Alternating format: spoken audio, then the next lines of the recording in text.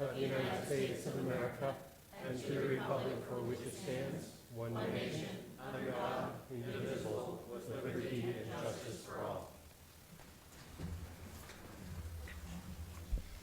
So we are here tonight. Welcome to Lewiston, the city with the second largest city in Maine, but the city with the biggest heart. We are here tonight for a workshop, and we're going to start with an update on the Build Maine conference.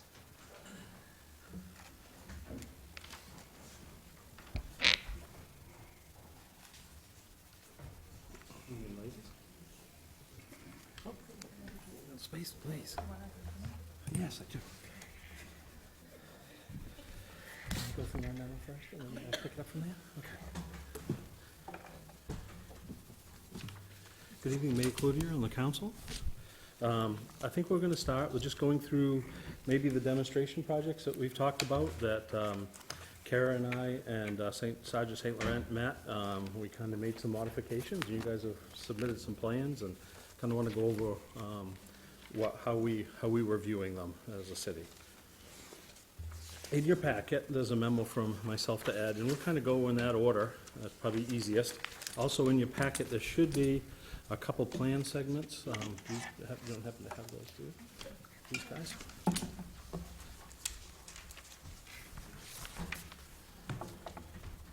So on March 20th, Kara came down and met with Sergeant St. Laurent and myself, and we walked some of the venues between the Oak Street parking garage and over towards the Iron Horse facility, and kind of talked about how people would arrive and how we could use the streets in between those two facilities from where they park to where the convention was going to be to kind of do some demonstration projects like they've done in the past. We talked about a couple things as we started down Bate Street. You know, there are some concerns with Bate Street. There's the Bate Street Fire Station. That's a main avenue into the hospital. There's a senior living center there, and there's a variety of things on that end of Bate Street. So we talked about that and talked about some things that might work there and might not. And in the end, Build Maine has decided not to do something on that section of Bate Street. So from Bate Street, from the fire station over to Main Street, we're really nothing going on there. So then, if you look at the intersection with Main Street, so where Bate Street hits Main Street, and if you were to pull out the plans that are in your packet, the front page, the first page, on the bottom plan, Build Maine is choosing to do some channelization around the Main Street signal, and what that's going to consist of is something we call tough curb. It's plastic curb that's adhered to the pavement with bollards, and you can kind of see where they are on the plan in yellow, and the intent of those is to really keep traffic channeled where it's intended to be. So a couple things happen when a car comes to the intersection. They see a narrower road, so there's some traffic calming. It cues them that there's an intersection ahead. It also puts them in position so that they're not cutting corners. They can face pedestrians better, they see people better. So the idea is to take a look at that and see how that affects. You'll see on that lower diagram on the lower right-hand side a bump out with some plastic bollards also to protect that corner and to give pedestrians a little more visibility, a little more protection there. The other thing that they're thinking of doing there, and it's something we're also Public Works is thinking of trying down Elizabeth Street, is a preceding pedestrian interval. And in your packet, I kind of put a quote as to what those are. And what those are, if you think of when you push a pedestrian button and it goes green parallel to you, cars will oftentimes start out and start to make a corner before the pedestrian gets off the sidewalk when he has a walk signal. So they're taking a right or a left, pedestrian's going parallel to them, pedestrian has a walk signal. Sometimes, especially in newer vehicles with a new rollover standard, you've seen most of your cars, that front column has gotten a lot thicker over time. And we probably all have. I've lost a pedestrian for a second in that column, right? Or I'm so intent on making my left or my right that I don't see the pedestrian stepping off the curb. So the other thing we're talking about is either a 3, 4, 5 second delay between the time the pedestrian signal comes up before the parallel traffic gets a green. So the pedestrian gets a step or two out, becomes much more visible. And that's something we're looking at in some other places in the city anyway. So this is great. This is a good test case. We're very supportive of that. We've talked to the state traffic engineer. He's also supportive of it. I know you have, and so have I. So we got some tweaking to do on how that works, making sure we're not causing too much of a delay in the places we're thinking of doing it. But we'll try it here. We'll make some adjustments as we go. So that's the Main Street intersection. Did I miss anything there? No. Cool. So the next section, one other thing on that may have some cost because both the chief, I, and Sergeant St. Laurent, we may need to support them in the installation of the tough curb because we're probably going to want to do it at night. That says that in my memo. That's really not something we want people out in the middle of the road in the daytime. It's not really a good daytime time to install those. But we'll look at the traffic, and if we can, we will, but we may be needing to support them at night to install those. So if you continue down Bate Street, Karen and I had quite a conversation with Derek that day, in that she wanted to try, you'll have to give me the terminology because I always forget what these are called. Yeah, an advisory lane. And the way advisory lane works, and now you'll start to see me get a little bit less comfortable, but I think if this is a location to try it, this is the location. It's a single lane with opposing traffic, okay? That single lane is 14, in this case, we're going to try to get 14 and a half feet in that lane. Then there are dual bike lanes on the outside of that. So if on a very low volume road, and this is what this is, right, very slow speed, low volume, in the uncommon case when two cars meet coming at each other, they cheat over into the bike lane. They have to pay attention because, you know, bikes travel at a pretty good rate of speed, right? So you've got to check your mirror, you've got to pull over, and the two cars pass because they are in a single lane. The single lane's wider than a typical lane, but it's not wide enough for two cars to pass. Originally, the proposal was to bring that all the way up to Main Street. Derek and I really feel that needs to stay at its normal lane configuration as you come off Main Street, because one of the problems would be someone exiting Bates, trying to turn left is going to consume a lane, and someone's going to try to come in off Main Street. There's no place for them to go. They're going to have to be in the bike lane. There's no choice, or they're going to sit in the middle of Main Street. And that's a conflict. But we think as we get down Bates Street a little farther, if we're going to try this in this city, this is probably as good a place to try it as any. Yeah, if you wouldn't mind.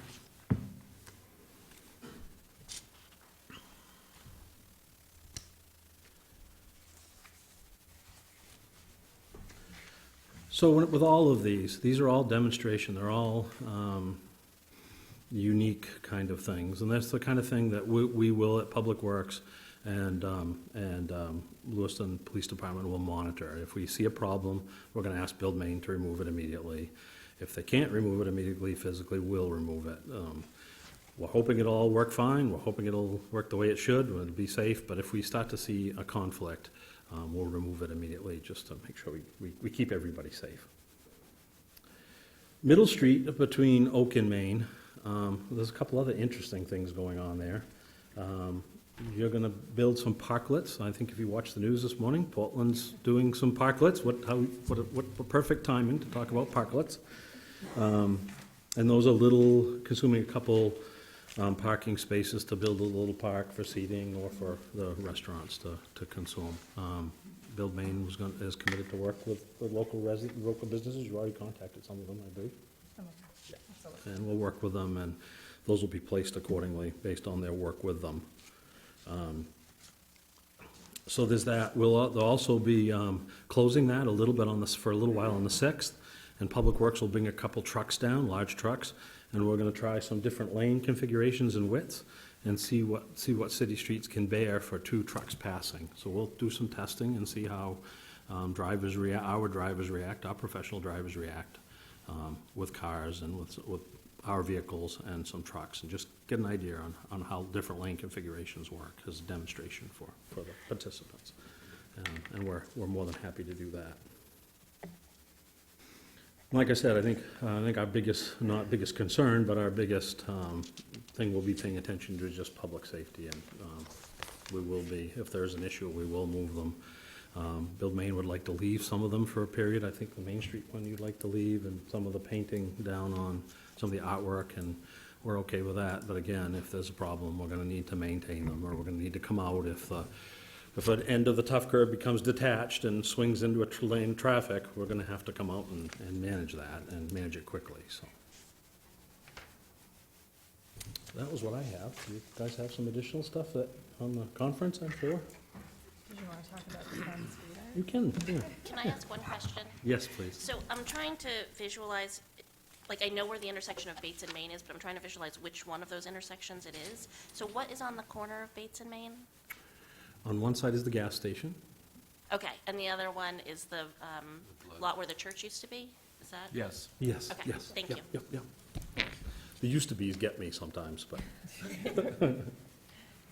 And then the next one's Main and Middle, and one of the things we'll have to pay attention to with Steve and I'll talk about, I'm gonna be talking to his staff later this week on some other issues on Lisbon Street.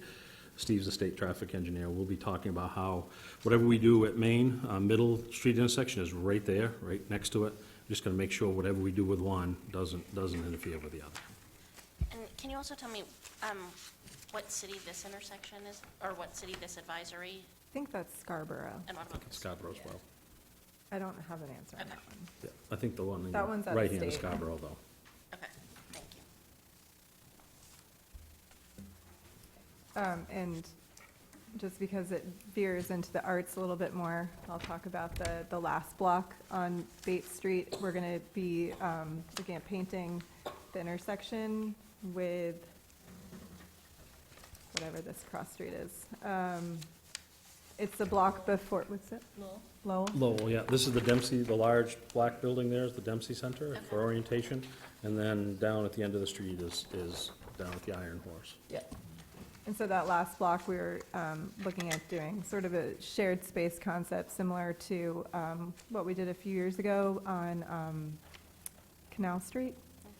So just doing some striping in the street and some paint that, like Dale mentioned, would be more of the temporary nature. And that's where the food trucks will be during the conference. So trying to make that feel more like a, a place, an extension of the venue.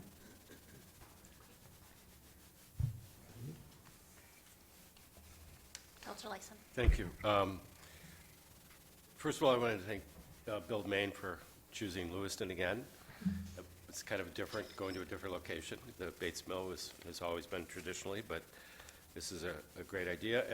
And I also appreciate, Dale, yours and the police department's collaboration with Bill Maine and say, okay, how can we do this and how can we make this happen? Because I think I see it as an educational tool too, that we're teaching people perhaps some things that we could use in the future, and it takes some time for people to get to know them and to understand them, and what better way than to do kind of little pilots where it's appropriate, especially when we're having lots of people here. So I think it's great, and again, I share your concern about public safety, and a lot of these proposals sometimes are to that, to help protect public safety too. So I think we're all in the same camp there that we want to certainly protect. And the ongoing conflicts that we've seen between modes of transportation here,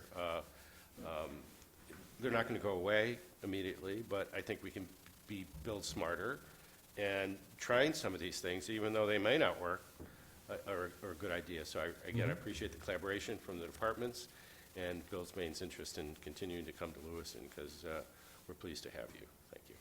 So, Council Layson, to that point, a couple things we've talked about this time.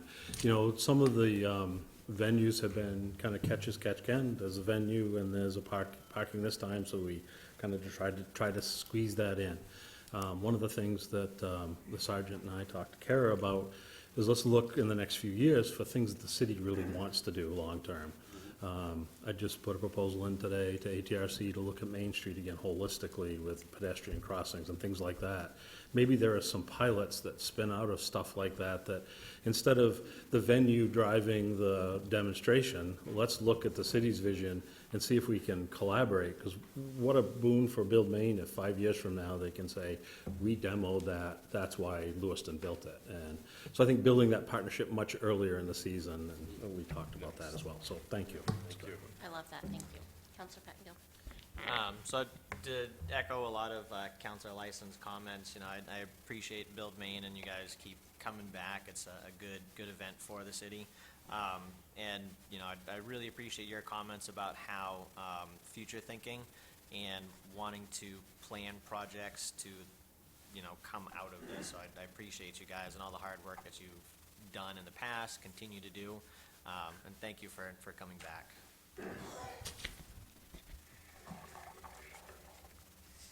Any other questions or comments? Councilor Marquardt? Looking at the colorful map, the first map, there's a picture inset or bubble out where there's a half crescent yellow crosshatch. I assume that that's Main Street to Bate Street. Yep. That's replicating a bump out similar to what we've built at Ash and Bartlett. It's replicating one of those temporary bump out. And are you telling me that if somebody, I assume that that's a two-way street that you'd be channeled into by going around those, That's a one-way street. Currently, it's one way, and it will remain one way for the demonstration, yes. It's Bates. that's Bates, and it's a one-way? That's Bate, and so it's one way to the left on the page, towards Main Street. Turns to a two-way down here. Yeah, it's two-way on the other end. And that was one of the concerns we talked about. They brought some great proposals, a whole series of proposals. One of them was to make this two-way and get it very narrow. And as much as we want to be very supportive of this and learn and be safe, just those changes without a lot of publication and having ambulances and things, we kind of shied away from that. Just there's a lot of emergency vehicles that would go there and other things, so that's why. Because when I had a chance to preview this before I got not my constituent, but someone from within the city emailed me and wasn't too happy with this, and probably remembering Lincoln Street, and I'm remembering avoiding Lincoln Street, whether that was last year or the year before. I noticed, and I think you addressed it, that you're not going to be doing the Bate Street side that includes the fire station. That was a concern of mine. The only thing on that corner is that little bump out. Okay. And I'm looking at Main Street and understanding the flow of traffic on Main Street and how it's used by non-Lewiston residents as well as Lewiston residents. I'm a little concerned with the whole process. And then hearing you mention turning a two-way into one lane scares the heck out of me. Is there an insurance with this project?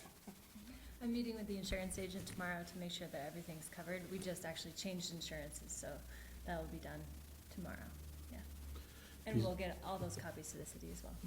These are also designed by a professional engineer. I've asked that they get them stamped to us, so they're stamped and there's some professional chutzpah behind it as well. So they'll be designed and stamped by a professional engineer from Ransom, something we haven't done in the past.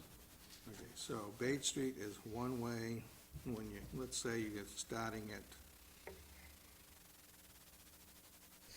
Ash Street. Hang a right, coming downtown, hang a right, you go by the fire station, continue on Bay Street, that's a one-way. It's one way. That's one way on the other side as well? On the other side of Main Street, When you cross Main Street, when you cross Main Street, it becomes two-way. it becomes two-way on. Yep, it is two-way today, and it'll remain two-way. It'll remain separated two-way for the length of that, see that yellow line that's shown, there's a white, if you feel, Okay, I've got the map flipped in my mind. oh, okay, As to which section of Bates is yeah. on which side of Main. There's a white minivan or an SUV in the picture, there's 3 plastic bollards, and then the yellow line extends back a ways. There is one element that I need to talk to them about, and I want to talk to Derek about on that section. If you look at the section you're talking about, Counselor, there's that white van. There are 2 bike lanes shown there in the right turn lane. We're going to talk a little bit about how those are laid out and whether that makes sense or not. So there are some tweaks that we still need to do here. This is really getting it to you. We've had this for about a week and a half. There's one other intersection I didn't mention that I should have, pardon me. And that's if you look at the lower map, the right-hand quadrant, it's described in my memo, but you'll see Oak Street and Middle Street labeled there. It's a small vertical map here. And really what they've done there is build a section of those temporary bump outs again, to give pedestrians, especially their pedestrians that'll be coming from, or their participants coming from the garage. And it's really just replicating the bump outs that we would build in a lot of locations, so we're okay with that as well. Okay, and that Middle Street's a one-way coming from Maine to Oak, right? It's Correct. one way, yep, I had to think about that a minute, but yep. Yes, it's one way. And that's what we'll be doing, the two-way narrow lane tests when it's closed.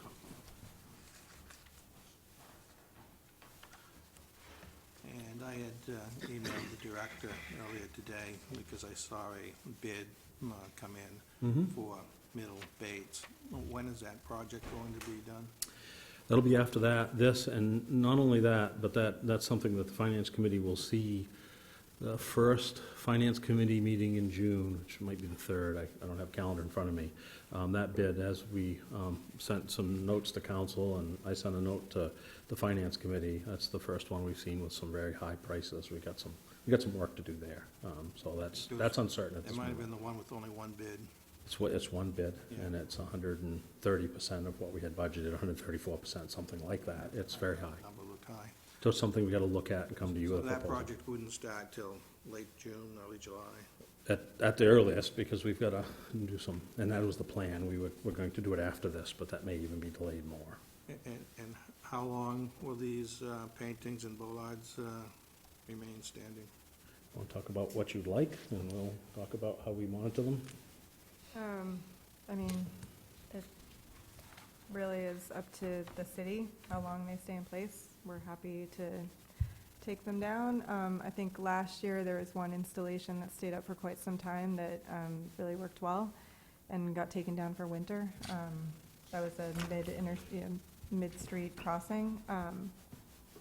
So it really will just take direction. Yeah. I think the one I have some interest in for a little while and watching is this Main Street one, the channelization, see how that works, see how positioning cars better might improve how cars enter, but that's something that we'll work with the police department, monitor, and see. Also that leading pedestrian interval. I'm not sure this is the best place for that, but I do want to see what it does here.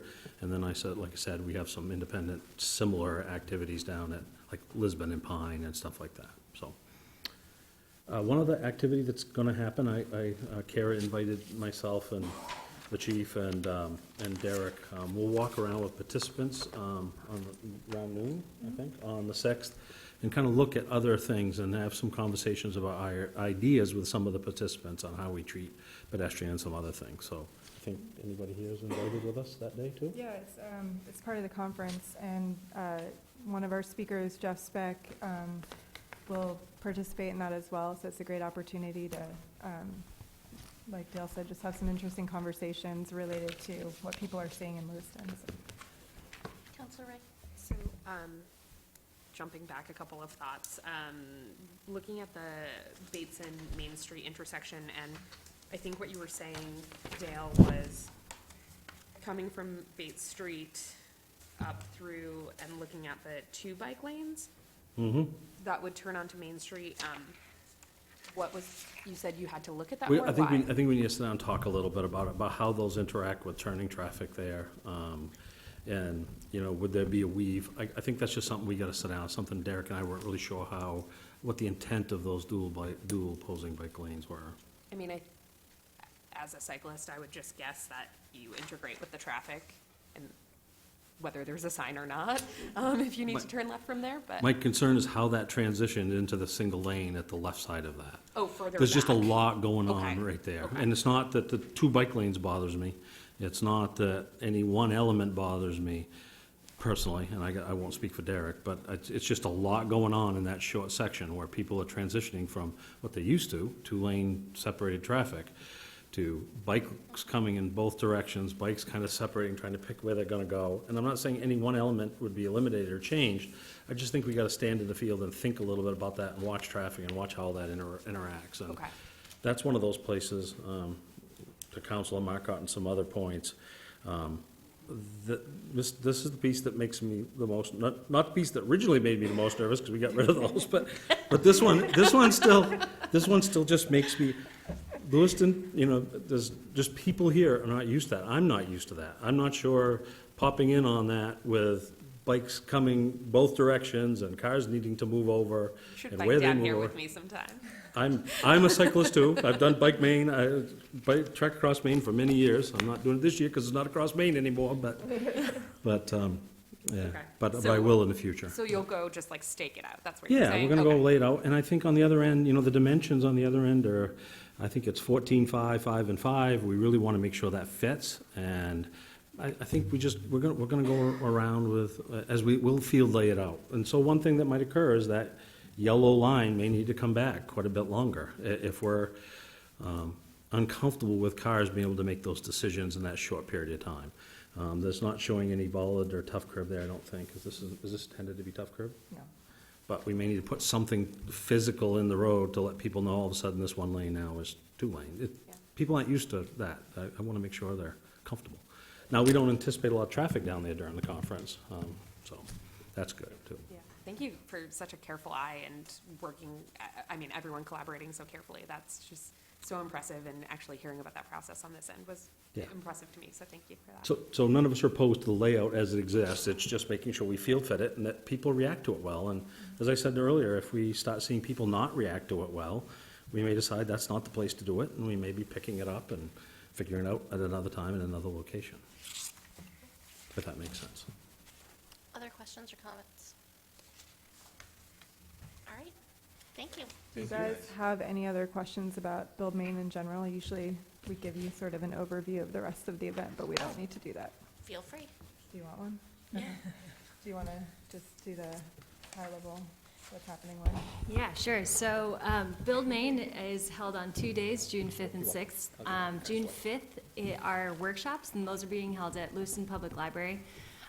We have 2 separate workshops. So one is called Direct Action Organizing, and we're partnering with AARP Maine, and they're bringing in a few trainers from around New England to do sort of a grassroots organizing type of a training so that people can get involved in their own communities and learn how to do it effectively. And then the second workshop is called the Tactical Urbanism Workshop. So those will be people putting on yellow vests and going out and helping to paint some of these installations, which are really fun, interactive, and you learn a lot about being a pedestrian on the street and interacting with all sorts of types of transit and actually doing the work in your own community, so that hopefully people can bring it back to their communities. And then in the evening, so from 4:30 to 8, we are doing a public open house sort of beer garden event at Baxter. And this is going to be hosting or focusing on Maine lightning talks. So these will be short 5-minute presentations from people all around Maine, bringing their idea to Lewiston. So just, they can talk about whatever they want, and we have some really cool ones lined up. So I would encourage you to check out our website if you're interested in signing up. We're really not turning anyone away. So if you have a 5-minute presentation, we do a couple slides, and it's the Pechacucha style. But this is free and open to the public, and we really encourage everybody to come out for that. So that was June 5th, and then June 6th is actually the day of the conference, and we encourage you all to come if you can make it. It's on a Thursday this year. We're transitioning from Fridays because nobody likes to give away summer Fridays, so. But our lineup is really great. We open the doors at the Royal Oakram and Iron Horse Court at 7:30. That's registration. The conference starts at 8, and we really just pack it in for the rest of the day. So we have speakers until noon, and then we'll have a food truck lunch with the tours that Kara mentioned, with Jeff Speck and I think a couple others. And then we have a few more speakers in the afternoon. And then starting at 3 p.m., we're doing something a little different. It's a piece of feedback that we received from previous conference attendees, and people want us a minute to debrief on what they heard that day and how they can bring it back to their own communities. So we've decided to do a beer and brainstorm event, which is also open to the public.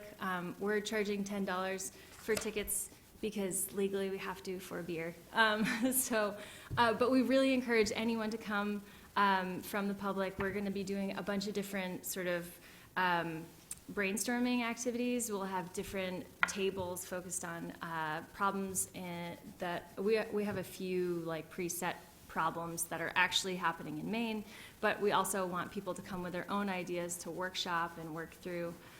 So that's from 3 to 5 on June 6th. And then, yeah, I think we have another like final wrap-up kind of dinner at Sonder and Dram that's also open to the public. So if you can't make it for the actual conference, we really encourage you to come to one of the evening events. Yeah. Awesome, thank you. Thank you And so much. thanks for sponsoring again this year, and I think as you guys all know, the council can attend for free, as can planning board and staff, so look forward to seeing lots of Lewiston folks there. Thank you. Thank you. Excuse me. So next up, we have a presentation on the Lewiston High School Classroom Wing Edition.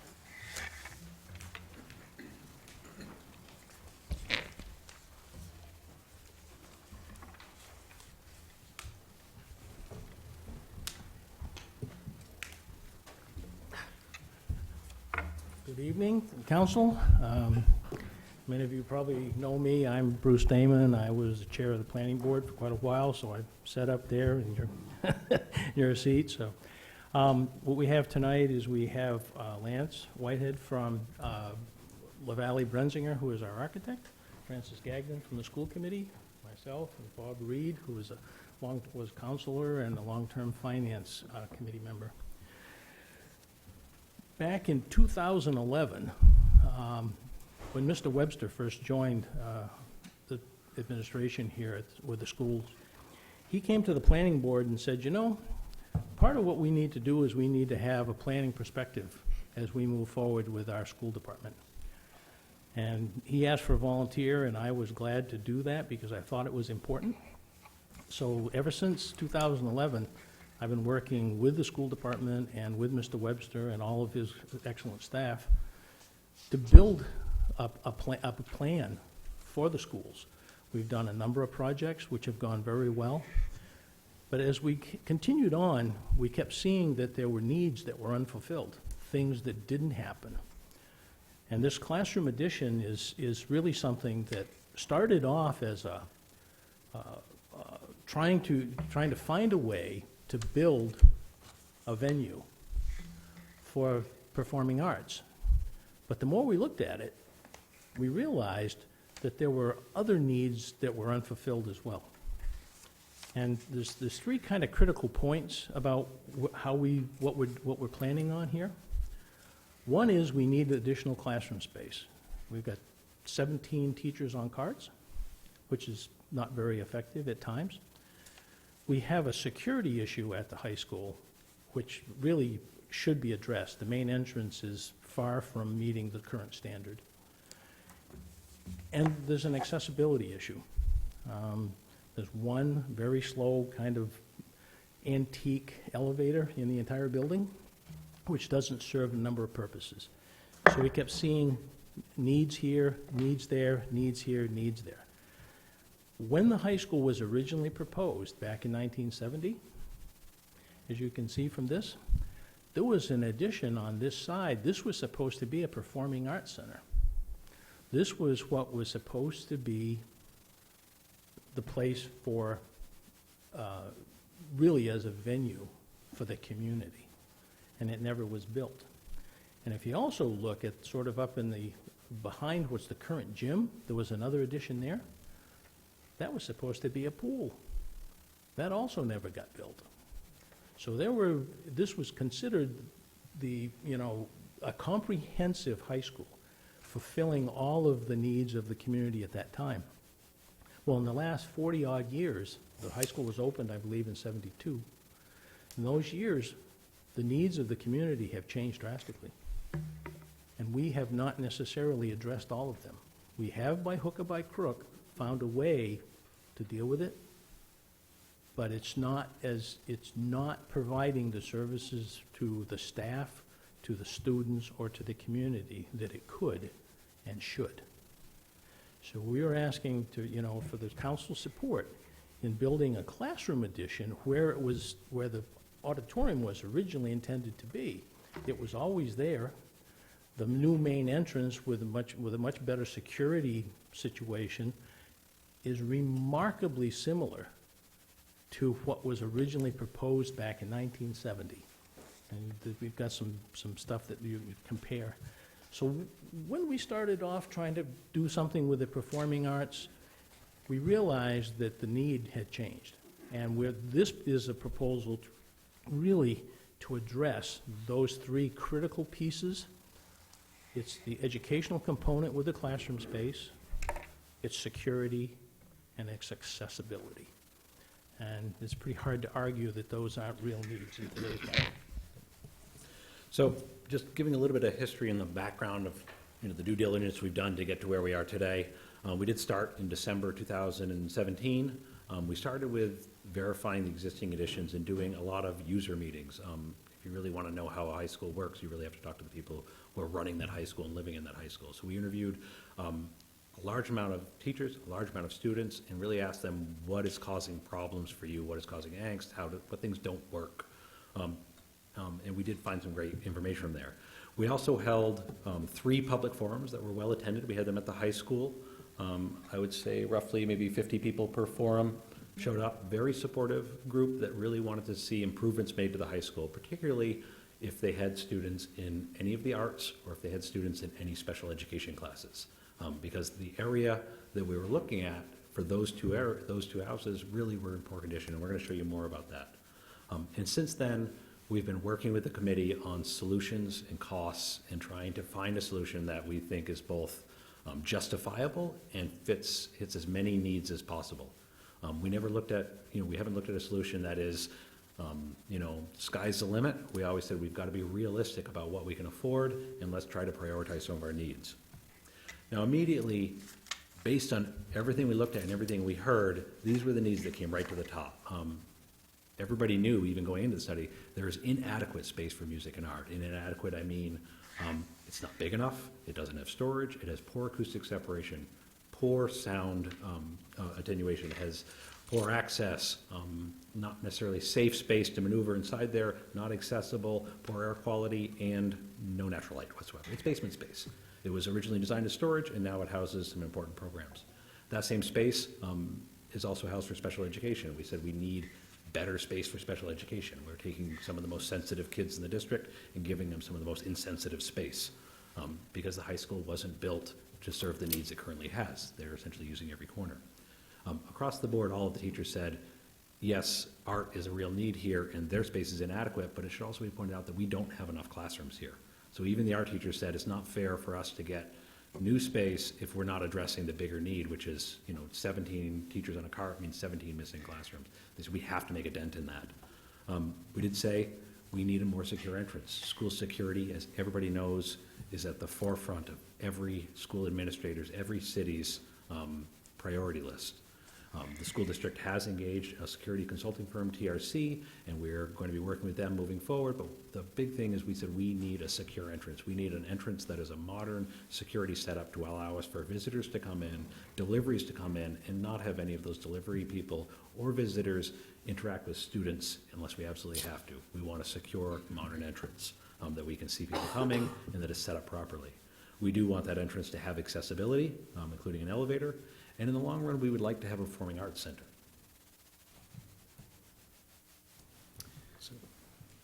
Yes, thanks.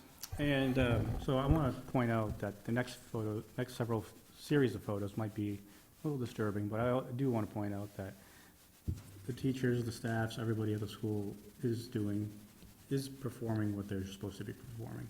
So art is happening, special ed needs are being taken care of. But they're not always in the condition what you would imagine a school. Like, for instance, this is the entrance to probably your band and art departments. Not what you would imagine. It's also located in the same area where trucks come in daily, hourly, to make deliveries. As you can see here, this is through a window from one of the rooms. And so there's constant moving in this area. You're between the gymnasium and LRTC, the vocational department, and the arts and band and so forth are all mixed in there. So there's, and these rooms were meant to be storage rooms originally.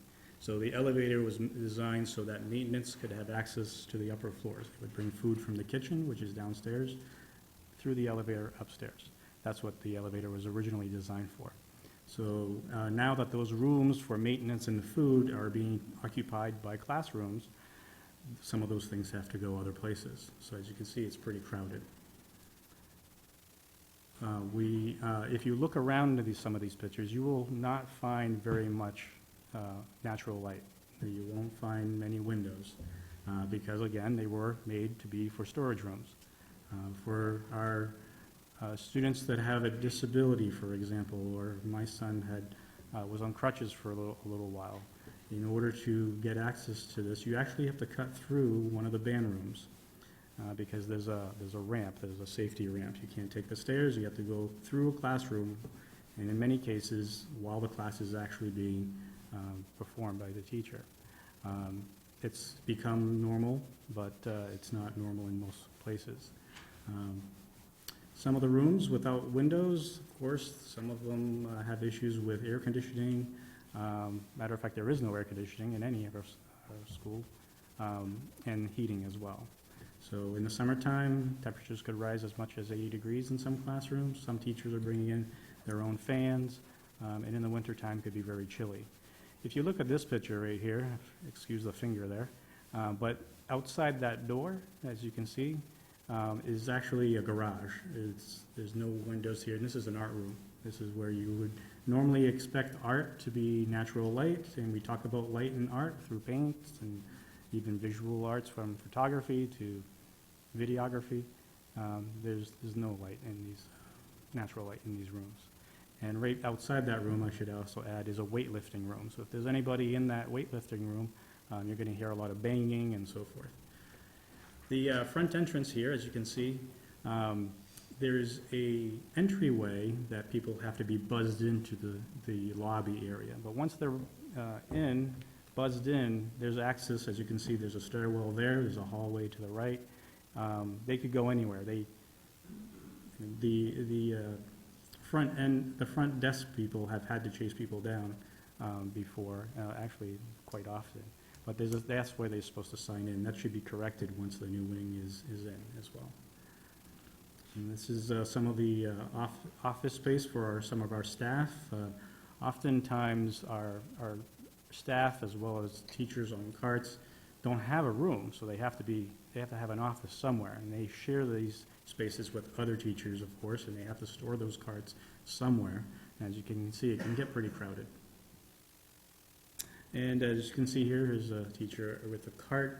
In the next slide, you'll see there's, they're using the elevator. This is a staff here, but you can imagine that it's not just the kitchen staff. You have those special needs kids that are downstairs. We have, and let's go back a little bit. We were just mentioned the school plan was in 1970. School opened around 72, 73. The government changed the law for kids with special needs in 1975. So then they could be matriculated into our school system. Before that, they either stayed home or went to a special school. So the school wasn't really designed for students with special needs. We have about 200 of those students now, and some of them are in general curriculum as well. They have to use that elevator. So as you can imagine, the elevator gets used quite a bit, especially lunchtime. So I'll let you watch this video here. It's one of the teachers that uses the cart. So it's just a brief couple-minute video we'd love to play just to kind of give you a view of the teachers on a cart. When you say 200 students, is that just at the high school or that's district-wide? That's just the high school. Great, thank you. My name's Kathleen Knight. This is my third year teaching mathematics, mostly geometry and statistics. And this is my third year on a cart. This happens to be the first year that I'm not using the elevator on a regular basis. Last year I was 2 floors, 4 wings, and the year before that I was 3 floors, 5 wings. Do you enjoy working off a cart, or? No, because it takes time, to go between the classrooms and then to set up what I want to do next. Kind of takes out time of greeting the kids. I greet them as best I can, but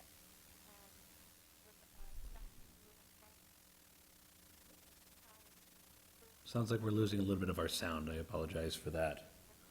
I think the big thing that's in this video is that teachers that move from classroom to classroom, they're losing classroom setup time every time they get in there. They can't do some projects. The teacher does go on to say that there are some lessons she simply can't teach because you would need to set that lesson up in a room before she gets there.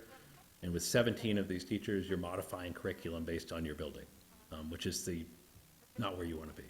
I mean, ideally, you have a building that reacts to what your curriculum is, not the other way around. We'd love to teach that, we just can't. like languages and stuff Oh, there we go. in those rooms and have their space, and then I could be with the other math teachers. So, I don't know what else you want me to say. Sure. So where are we heading right now? I'm heading right here into the C wing, C-120. Right. I'm gonna keep moving on. So ultimately, I think we had a really good understanding of a lot of the needs they have, and there's no shortage of needs here. And what we want to do is we worked pretty closely with the committee to say, let's look at as many options as possible and find the best solution. We wanted to do it right. We wanted to have the proper due diligence. We looked at several different concepts and then discussed the pros and cons of each, how many needs were they hitting, and of course then started engaging cost estimators. We did use a cost estimator that's been very successful, located right here in Maine, to give us early estimates and started trying to predict what these things would cost. Ultimately, after several concepts, we said this project really needs to be broken into phases. And the highest priority does need to be education space. And it is a school. We want the entrance, and we want education space and accessibility to the highest priority.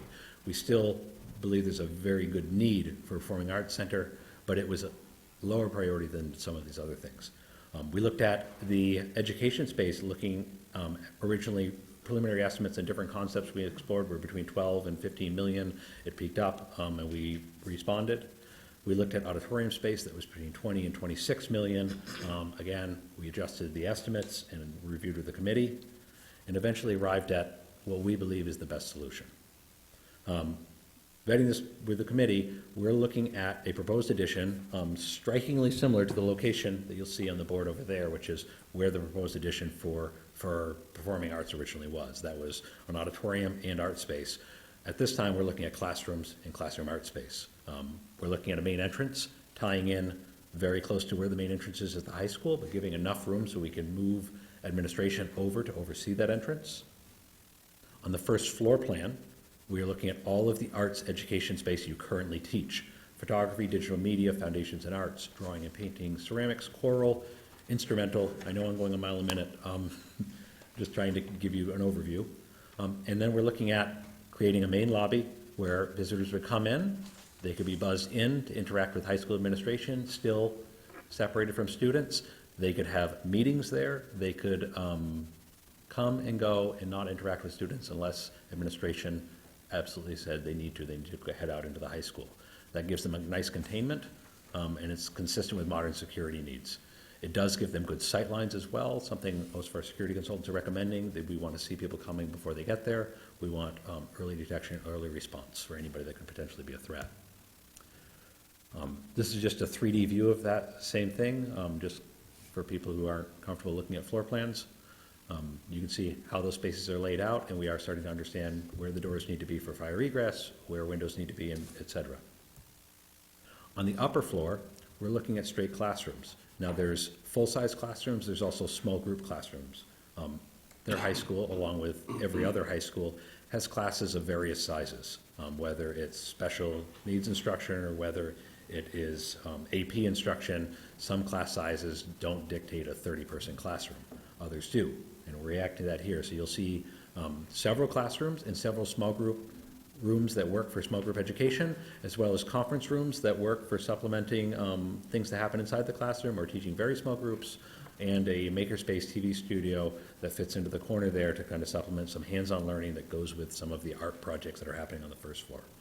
Again, just to the left here, you'll see, I don't know if you can see my clicker. No, you can't. Just to the left of that main entrance, you see the elevator on both floors there. So the elevator will stack just to the left of the existing stair, so it's very close to that main entrance. The other elevator is much further down into the building, and remember that other elevator is a service elevator, not a person elevator. So totally different intended use. Outside the building, we're still working with the committee on refining what we want it to look like. We did need to do some exterior design so that we had accurate estimates for construction. So we created an entrance. Still going to be continuing to work with the committee on the entrance and what we want to find to look like, but giving you a rough order of magnitude scale and quality of construction. We're looking at something two-story with a welcoming entrance. We can continue to work on what it says for Lewiston High, whether we want logos on it, but we think it should be a welcoming entrance. This is what it would look like from the curb. This is what it would look like from that parking lot. Again, that education space on the right, entrance there. And with that, let's talk a little bit about what everybody wants to talk about is costs. Or what no one wants to. I love talking cost. You all know that after 10 years, right?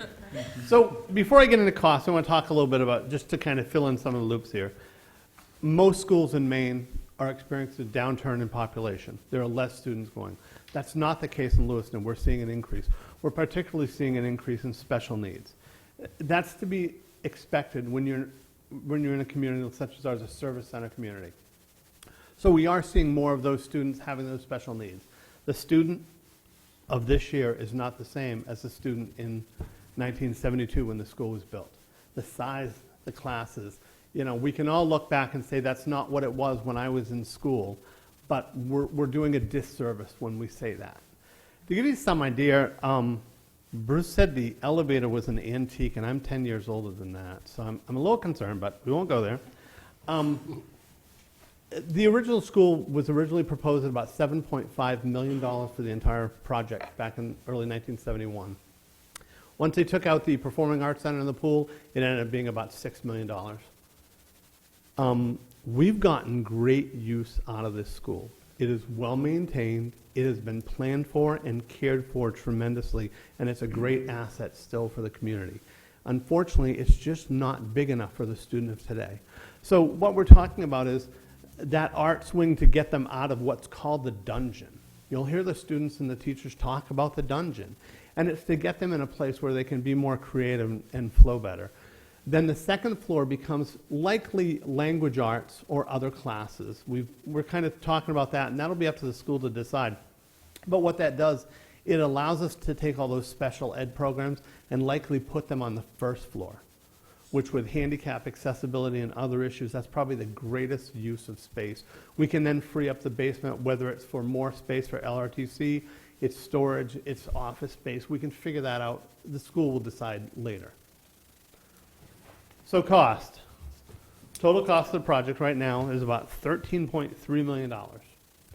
$10,282,000 is construction. That's from the time you take that first shovel into the ground till the time you turn on the lights and you're ready to go.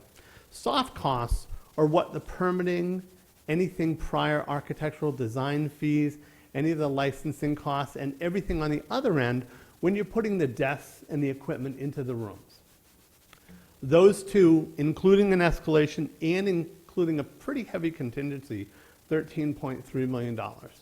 Now, keep in mind that I really wish this was a lower price, but we're seeing some amazing costs in steel and in the mortar systems and the labor right now. Other school projects are seeing it. We're fortunate that we have a great school. We just need to put an addition on. So overall, tax impact about $72 a year for the average 150,000 appraised home, which is about 48 cents average added to the mill rate each year. It starts around 61 cents, and at year 20, it's down about 37 cents a year on the mill rate. So as you pay off the interest, you get less principal, you get less to pay for. This is probably the best plan we could have, considering where we came from looking at a performing arts center in some classrooms to what, when we spoke with the school administration and some of the teachers and said, what are the real needs of the high school? And we had started looking at a first floor that was purely arts, performing and visual arts both. And then we said, well, if we're going to do this, and it's almost $7 million for one floor, what is it to add that second floor and really meet the needs? And we found that if we did it now, we're in a good place to do it all. If we come back later and have to add, that cost is just going to go through the roof even more. We're seeing it in other communities. You know, I went to Edward Little. The school is only 10 years older than Lewiston, pretty much. And yet it's falling apart. It wasn't well maintained, and it wasn't built to the same standard as Lewiston, in my opinion. And we're very fortunate for that. So we've got to put a little bit of an investment to keep this thing going and to be a showcase for our community, to show pride in our teachers, to show pride in our students. So that leads us to why. Why are we here? Why are we doing this? Bruce? I think, first of all, the reason we're here is because we realize, as collectively as a group, that this facility is probably the most critical piece of the education system that we have. We have students whose needs are not being met appropriately, and we need to take care of that. We have staff who are struggling with not having the appropriate space that they need to do their job to the highest benefit of the community. We've got accessibility and security issues that we need to address. As we started doing this, it was need. And the one thing that's probably overriding the most of it is the special education group, 200 some odd students currently at the high school in what is certainly not the most appropriate space. They're particularly segregated into the dungeon. And what we're hoping with this is to bring them up into the light. They'll be in classrooms with windows, they'll be in classrooms with natural lighting, and they'll be up in the general high school population rather than being segregated downstairs where half of the students don't even know that that exists. So just from the standpoint of serving them, this is huge. There were other needs as well that were addressed. We talked a lot about it and looked at other buildings even to doing some of it. The IT department currently for the school department is woefully crammed into tiny space. And the food service department is really in dire need of additional space. Those spaces originally were in this building, but they have been hijacked to make sure that we can teach the kids what we need to teach them. So this is going to solve not only the education component, it's going to help with the background facilities component of it and the food service. In 1972, we weren't serving breakfast, and the hot lunch program was a shadow of what it is today by design. So, you know, that one crazy elevator that's in there now, actually that elevator doesn't meet the current standards. You can't get a gurney in there. So if there was an actual real incident on the ground floor and something needed to happen, somebody needed to go up or down, that elevator is not available to do that. So there's some serious issues associated with the high school. Now, fortunately, none of those events has occurred, but I'm not willing to bet that if we don't do something, that at some point in time, some of the spaces that we have in the ground floor down there, you saw the carts and stuff in the hallway? Those, by the way, are fire exits. And they're also fire exits for special education students. So there's many needs, and that's kind of what drove us off in this direction. I mean, we did start out thinking we'd love to have the performing arts venue, and that is still a goal that hopefully down the road we will be able to fulfill that. This was originally built in the early 70s as a comprehensive high school. But what was comprehensive in '72 is hardly defined the same way today. And this will literally, other than the green ladle, this will be the first addition on this building in over 45 years. When it was built well, and it was designed then to meet every need we had. Today, it doesn't do it. So we're hoping that you can support this addition on the high school. We want to take it to referendum in November. We want the public to approve it, and we're hoping that with your support, that we can do that. We have one more very brief slide, or very brief video to show you. The testament for one of the students there. We were lucky throughout the committee to have student interaction on that committee, both early on and all the way through now, and I think we've got a great video to show you that. Hoping the sound works on this one, but we'll see. Anytime you invest time, money, space into a group of kids, you're unlocking the door for them to experience so much more in their lives. And I think you're not going to get professional musicians if you don't give them a music classroom to be in, if you don't give them music classes to be in. You can't get graphic designers if you don't give them a classroom to design that art, or the space or the time to do it. So I think that if we were to go through with this plan and build an art center and and just classrooms for this to happen, you're giving an opportunity to so many other students, not to mention that so many kids show up to school because they're taking these art classes and because they're taking these music classes, and that's their passion. They can sit through a math class if it means that they can go to an art class next. And I think that if you just give that opportunity to kids, so many more kids will be graduating, will be showing up to school. If they're passionate about going to one class a day, they'll come. And I think that anytime you put the money and the time into that, it's going to have positive results. I think it'll bring a lot more involvement, and like it'll shine a new light on the arts, because right now people don't even know that the arts rooms are there. Like I have a teacher, the arts rooms are like, they're considered A classes even though they're in the basement. He didn't even know there were A rooms down there. People don't even know they exist. We call it the dungeon. It's like kept away, and people don't even know that they're there. And I think one of the plans, I'm not entirely sure what the current plan for the wing is, but I think one of them is putting it right by the main entrance and having kind of a display for art. And that would definitely, people would like realize or see it there. They want to get more involved, I think. I think that the expansion would also allow opportunities for other kind of classes to be offered by the teachers. They would feel more inspired by space, and classes might, who knows, might increase the number of teachers and reduce the student ratio as well. They never were meant to be classroom spaces, and that's what we're using them for. So obviously if we were able to expand the building to ease some of the crowding, it would definitely help my students, give them a better environment for learning. It kind of will help draw more kids into it, because instead of like, oh, we're just still in school, whatever, it's like, oh, well, now we're in a completely new place, and it's great, you know. It'll also probably be more quieter there as well, in terms of other people in classrooms, and we won't be disrupting others. So I think a huge sound bonus would be towards the community as well, because there's classrooms right near us, and they hear us playing every morning, and it can be probably disrupting if maybe they're taking a test. So I do think that to have a separate, you know, shebang would be way better.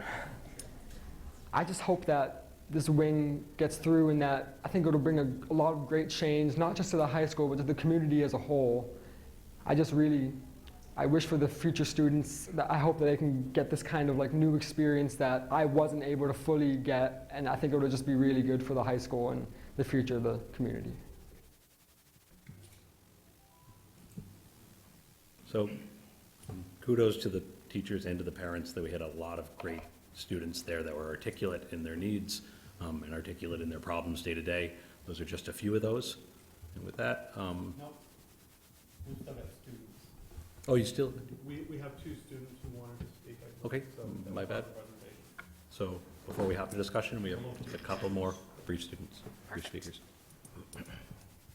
Come on up. some of these adults are gonna have to move out of your way.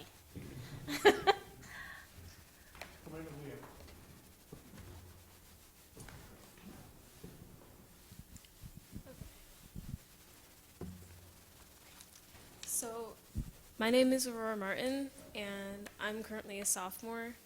I've taken 4 fine arts classes at this point. I've been after school independently for a lot of art, and, you know, I always found, like, trying to get to the basement was, like, a big problem for a lot of students. Like they said, you know, a lot of students don't know it exists. I've gotten lost trying to find my classes down there.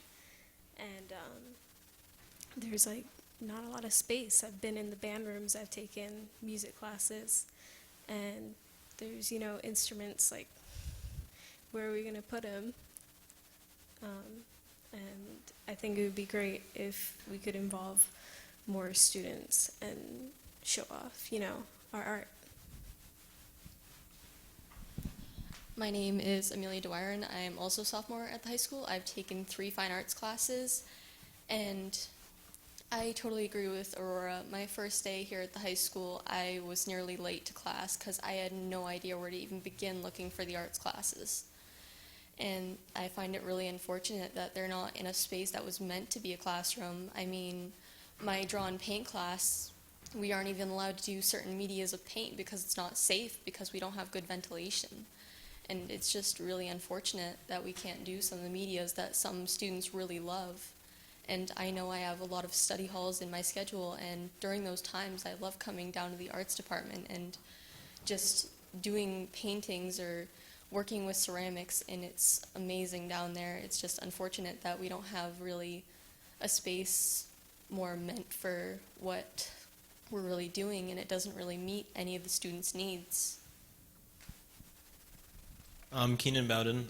I was on the video. I was not expecting to be in the video, but I am really involved with the music part, not so much the arts department of it, but music and arts, same thing.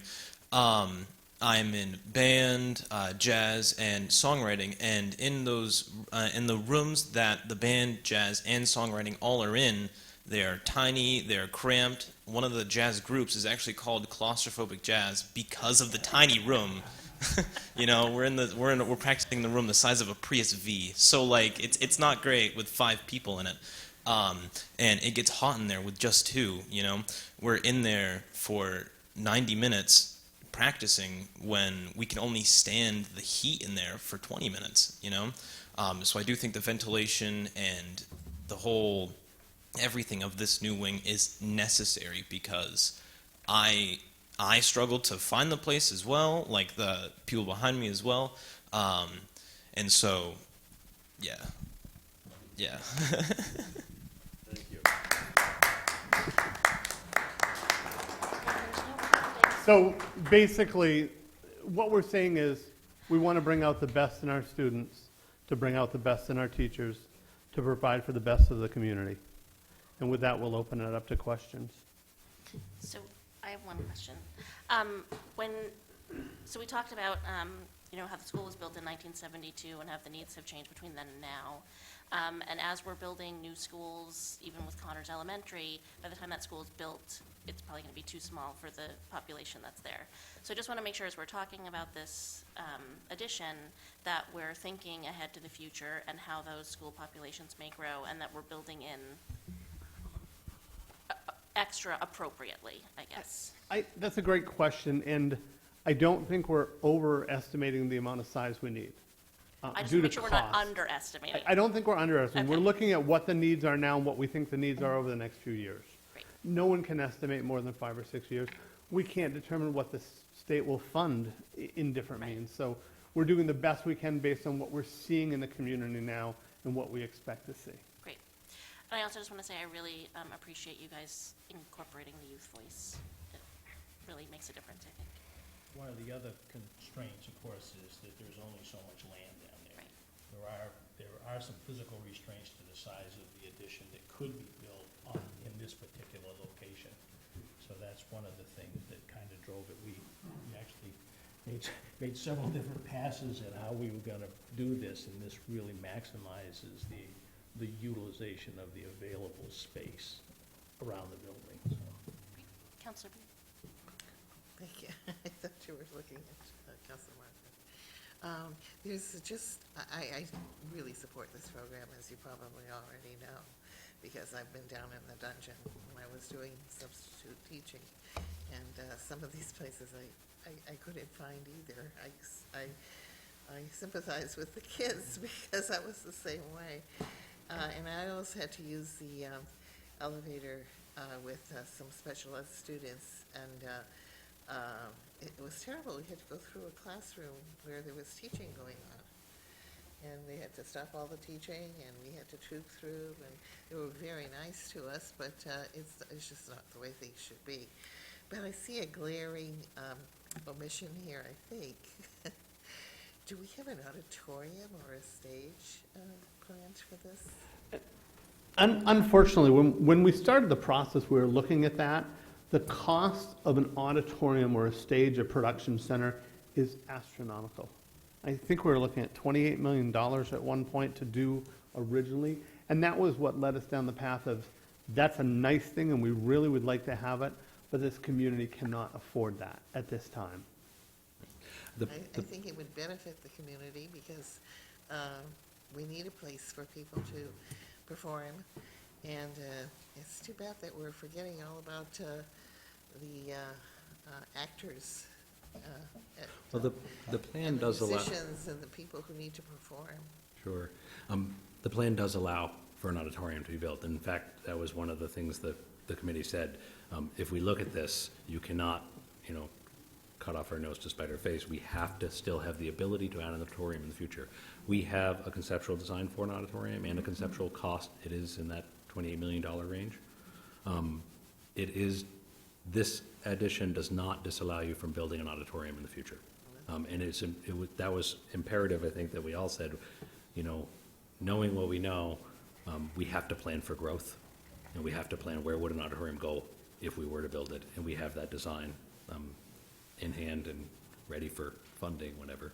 I'm glad to hear there would be a way to do this, because I remember hearing last year from students who were rehearsing a play, and they would have to carry all their stuff over to Franco Center to practice, and then they'd have to come back to school with their things, and it just isn't a very good way to handle it. And I think the community needs a place to hold events like this. So it would not be just a school thing, it would be a community thing, and I hope in the future we can do that. I'm glad you guys are thinking in the future, as you asked, and thinking about what we might need in the future. Well, we need it now, but. And just to be clear, the 28 million is on top of this 13.7, Correct. right? Right, it literally gets you to about $225 to $230 a year on the average property tax bill. So the entryway is a little bit different now. We have an updated design. This was one of our early concepts, but the auditorium does still have a place to go. With the current plan, the auditorium could be placed on this greenscape right here, right in the center between these additions. We have a design for that auditorium, and that's why that space is staying undeveloped in green rather than any parking cutting through there, is we want to preserve that ability for future development. If the council feels we should go for the whole thing. That's a conversation for another day, Mr. Reed. Counselor Wright. So a question on the entrance, and actually Assistant Principal Duford might have to weigh in on this, but so it seems that the entrance is fully facing all of the bus and parking lot structures, not the pedestrian way up to the high school. I know some kids come up that pathway and come around to enter the school, so I was just curious if there would be another option for entry on the pedestrian side as well. I can start, and I'm sure others can hop in. That was a significant discussion topic Yeah. amongst the building committee. We do have a trail coming around this side. I know it's hard to see in this view.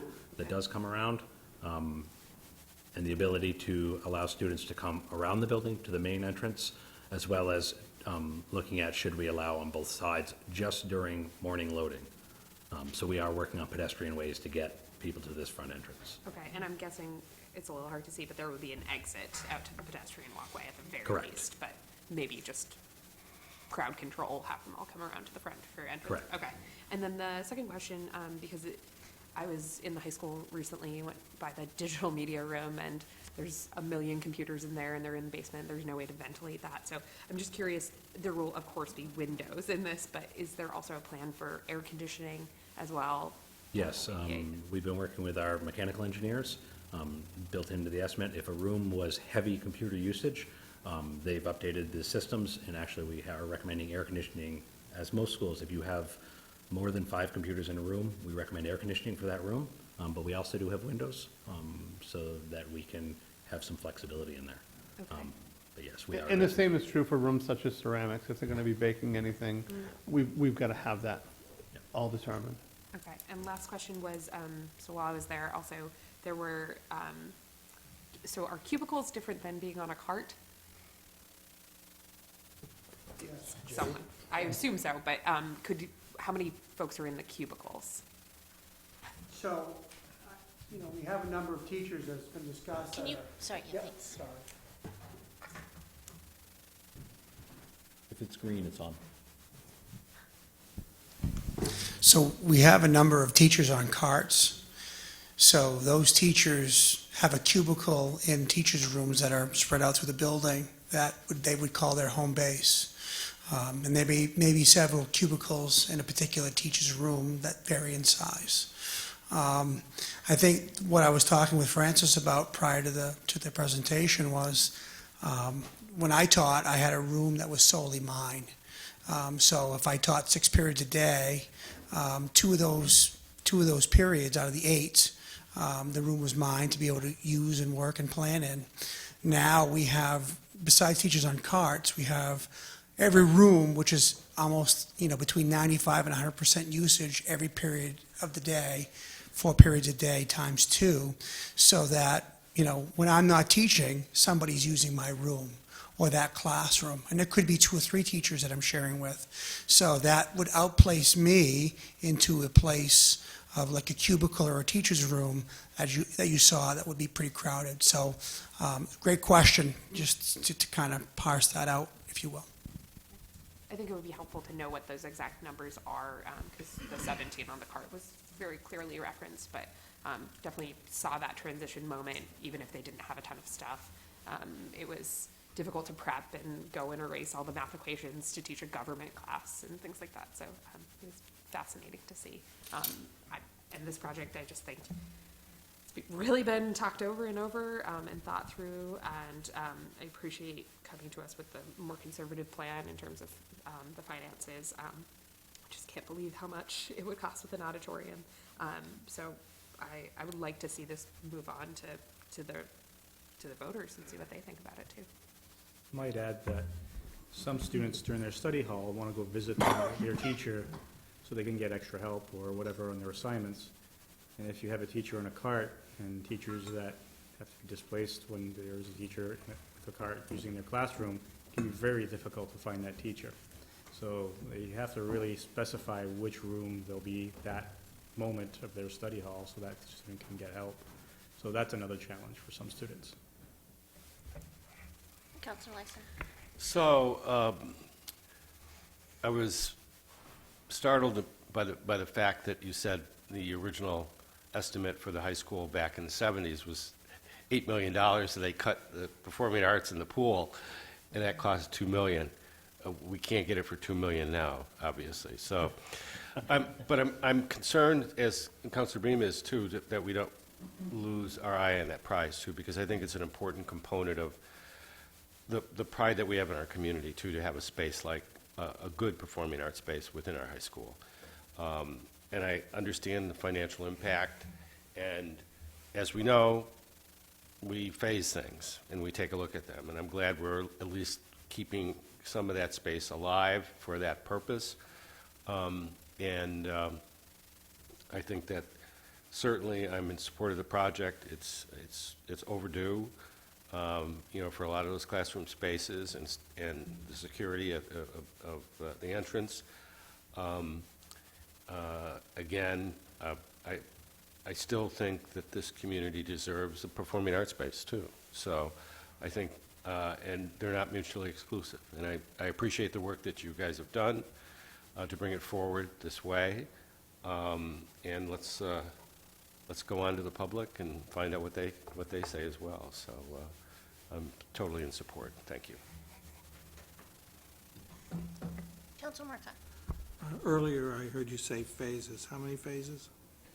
Ultimately, there will be 3 phases. The first phase was a redesign of the parking lot.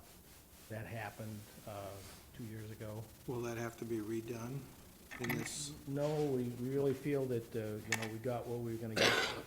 That's a classic example of exactly what we're talking about, an escalation of the cost. I think the original estimate for rehabbing the parking lot was something in the order of, $900,000, maybe. It was less than $1 million. And the only bid that we got to do it came in almost 2. So we had to backtrack significantly on that. Originally, I think we were hoping to gain 140, 150 parking spaces with a total redesign of it. As it turned out, we ended up with about 75 for about $800,000. And it's much better. If you've been up there, it works much better than it did before. One of the things that we had originally hoped for was that there would be no traffic between the parking lot and the main entrance from a pedestrian standpoint. We weren't able to accomplish that, but it's significantly better than it was. So there'll be no reworking of the parking in this rendition? I think it would be minimal. I'll answer. It might be a little bit, but nothing of real consequence. What we're proposing is just the drop-off lane, getting a little bit closer to this building. We're not undoing anything that's already been done. We are expanding this drop-off lane right here to bring people in that entrance right at the front. Okay, expanding but not reworking. Yeah, we're widening it out there closer to the building. Nothing I hate more than having to redo something you just did a couple of years earlier. Our goal is not to undo anything, expand it, but not undo it. And if I understood Mr. Reed correctly, the 28 million is an addition, or is it the total of the package if it was done together? No, 28 million is what it will cost to build a performing arts center, So it would period. be 41.4 total. You're right around $42 million, correct.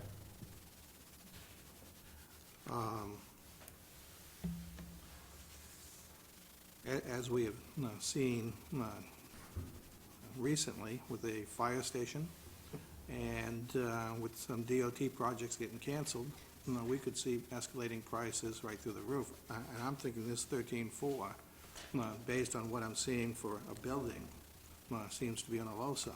Well, actually, we took a lot of that into consideration when we looked at the other projects and the escalation, and there's actually $1 million escalator in the construction already built in, knowing what the costs are now.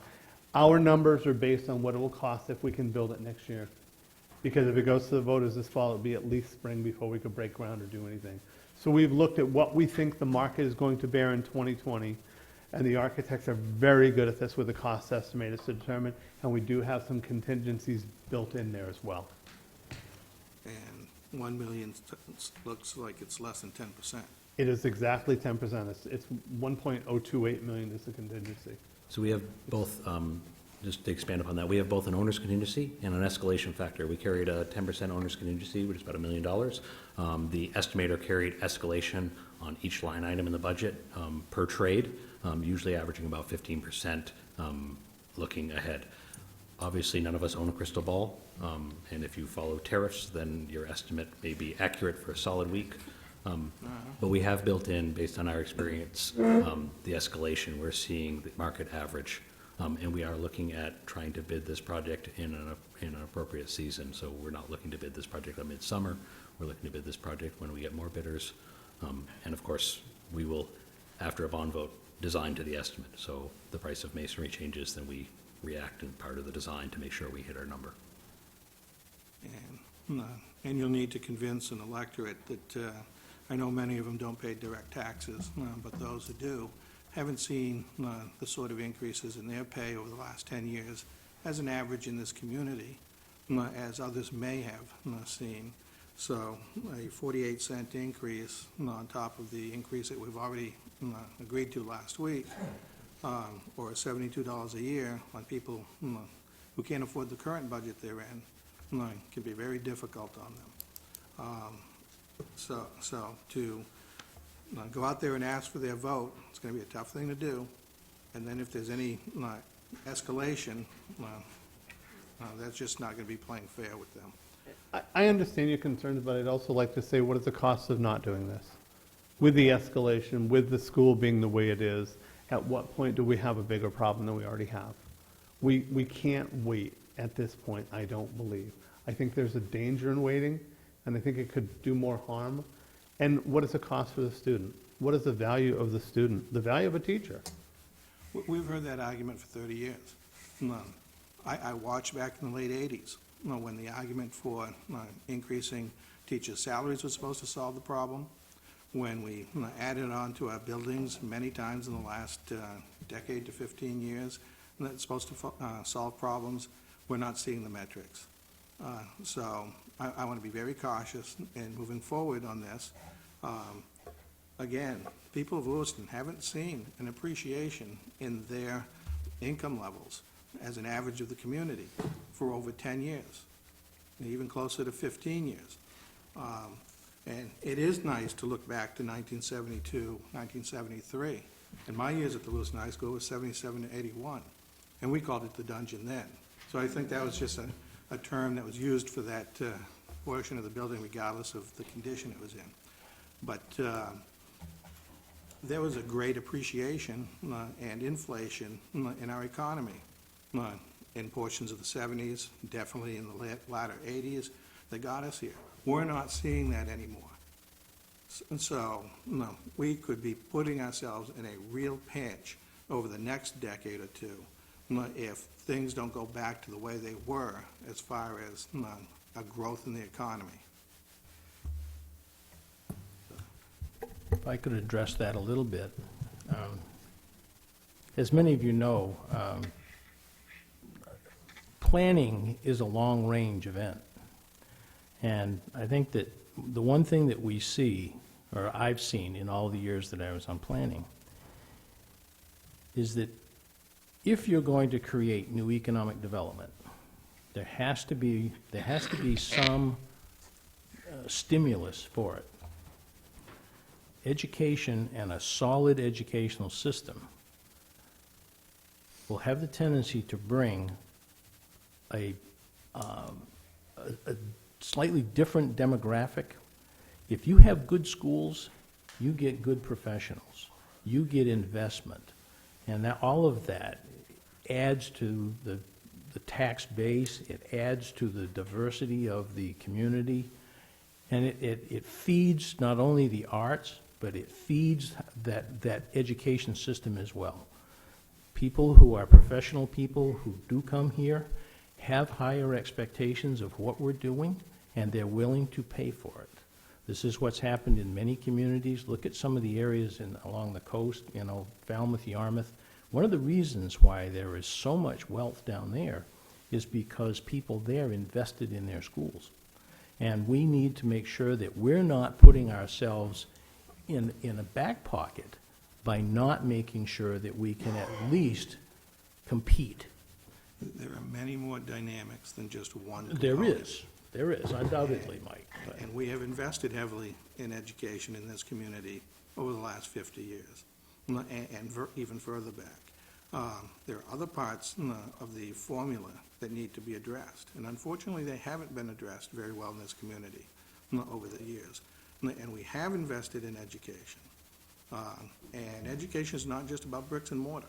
no, it's not. No, we have seen a new Connors School, we've seen the facade at the junior high, we've seen major renovations at Montello and McMahon.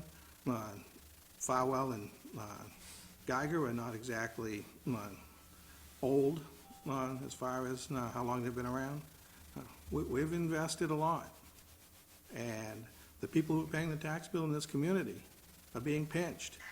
And when they pick up and leave, who's gonna pay the bill? We need to do something about growing our tax base. I agree, having a great educational system is a stimulus, but it's only one small component of a major formula. Yeah, that happens to be one, though, that we feel that, particularly this project, is critical. And, you know, when we talk about need, we need to do it now. Because it hasn't been done to the high school in over 45 years. Had that venue, that performing arts venue, been built in 1972 for, say, if it was $1 million or $1.5 million, those bonds would have been long since paid off. That venue would have been used thousands of times, and the enjoyment and what it would have done for the community over that period of time is immeasurable. And we want that to happen. That's phase 3. We hope that that will happen within a reasonable period of time. But right now, being sensitive to the tax base and to the people who are footing the bill, that's why we've brought forth this particular phase as the most critical piece today. We want the Performing Arts Center. We know it's going to be incredibly expensive, and we know it should happen. But right today, the need now is this. And that's why we've come to you with this proposal and this need. And we hope we can fill it. No, just one more comment. And I hope somebody's taking a look at the classrooms, that if this does pass, it gets moved into this new wing. What's going to happen to that particular wing? What's going to happen with the rest of the multi? I know it's being repurposed for a few other things, but that's a pretty good-sized building that may go underutilized. So. Well, I think in talking to, you know, not only the folks who are the administration of the high school, but also the administration of the school district, what this is going to really allow them to do is to take full utilization of the spaces that we currently have and change the programming model within the high school. Right now, the special ed kids are down in the dungeon, down in the basement. Those classes would be moved up onto the first floor, near the main entrance. And some of those classes will be moved to other locations. So it will allow tremendous flexibility to the high school to formulate the proper programming to maximize the use of the building. At the Longley School is, that is going to help with some of the programming, but there's programming currently in the Armory. There's programming in the basement of the Dingley Building. I mean, there's programming spread all over the place that really needs to be consolidated to make it far more effective. And when we get this space, that's going to allow a lot of that to happen. And a lot of that reprogramming is going to come with a cost tag as well.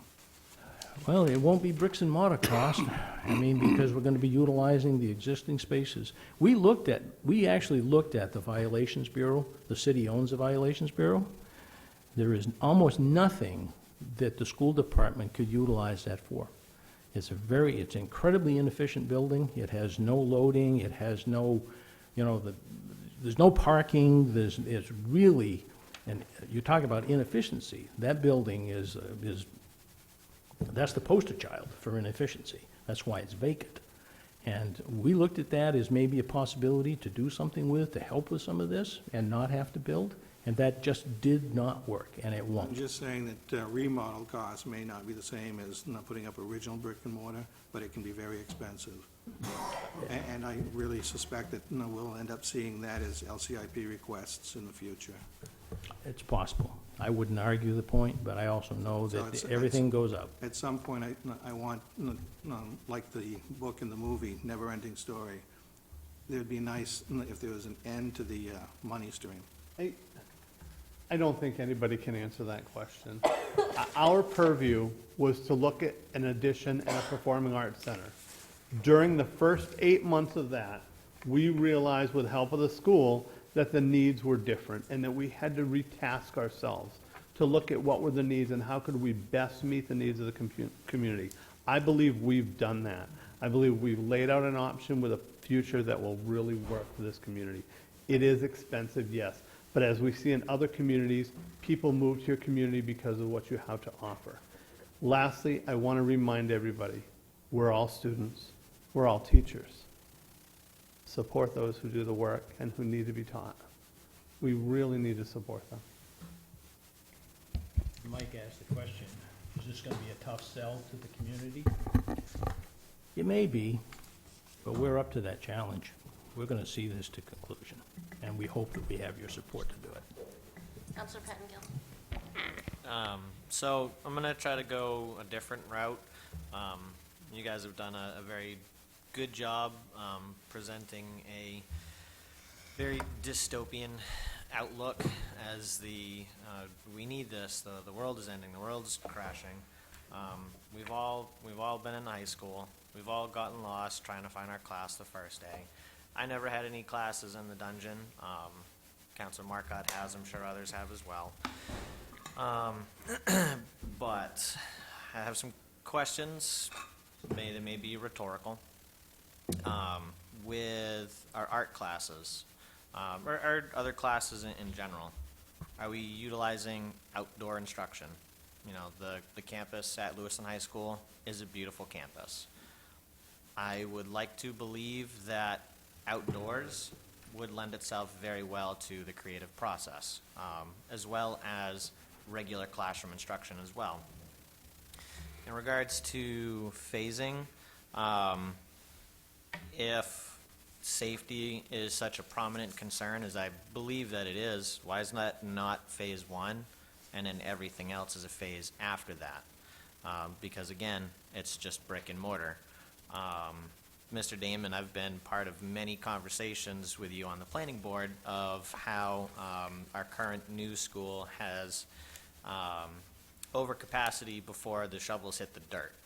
And while I applaud the group for being able to pivot and recognize that classrooms are a much needed commodity in our schools, I would be hesitant to say that the art is not a more pressing matter that I think would lend itself more readily to an economic stimulus. People do come here for the arts, and it lends itself very well to economic gains, as well as community gains and bringing the community together and supporting projects of this nature, as well as the community and the city itself.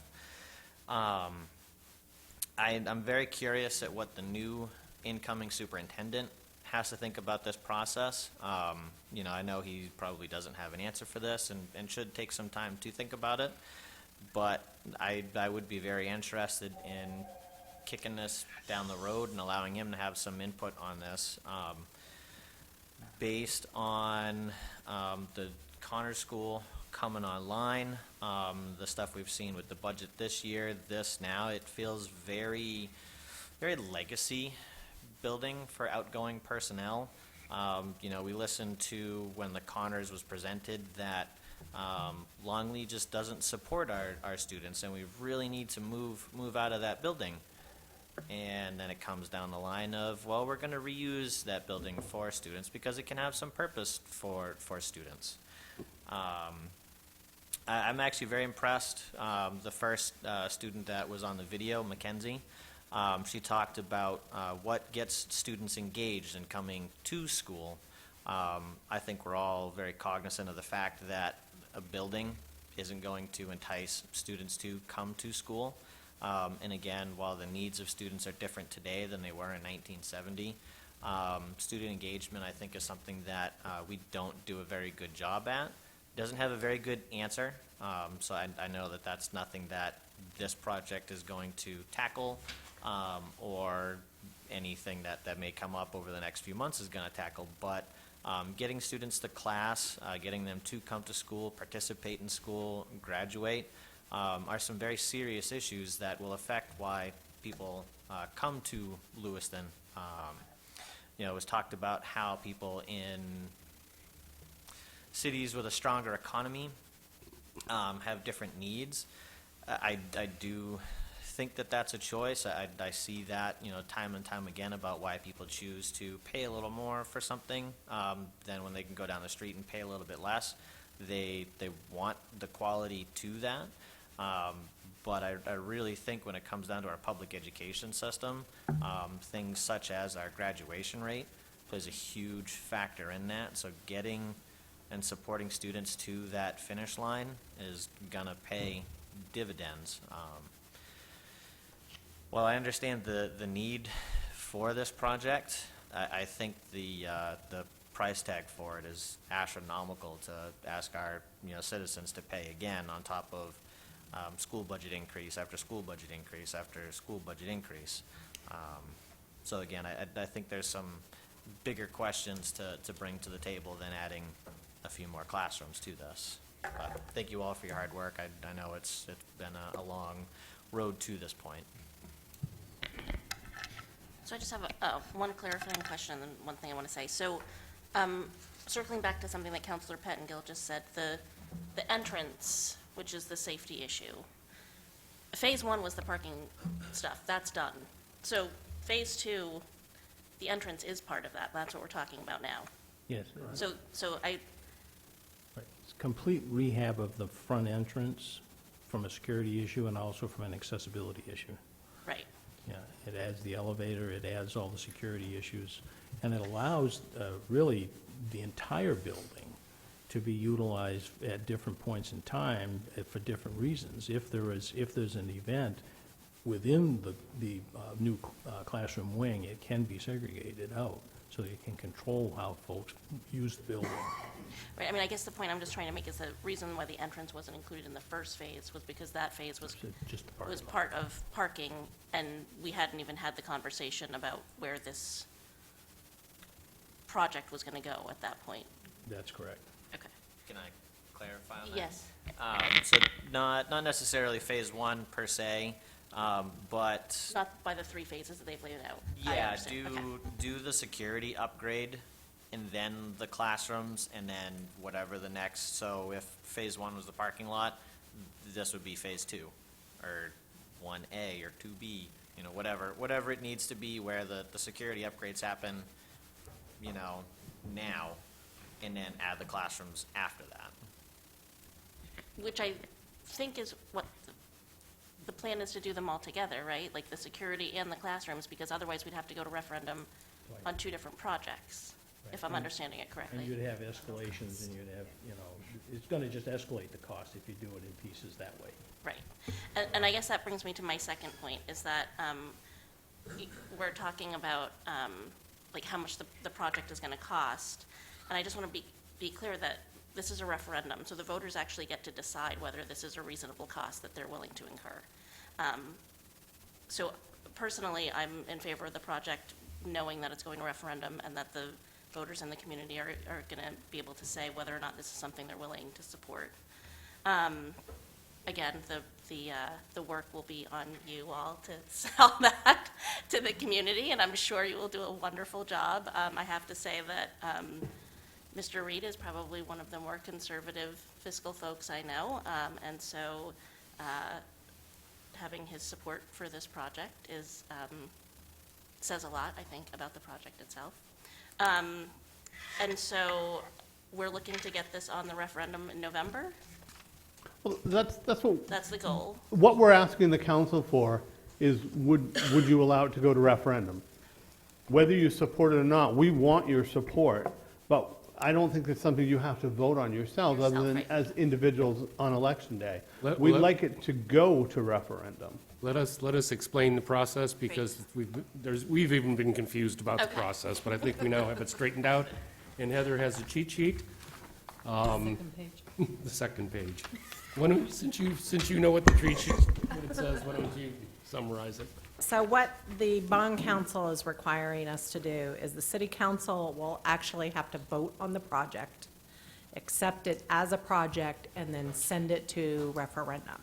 So because obviously this will exceed the 80% debt limit, we would need 5 votes to approve the project and send it to the referendum vote.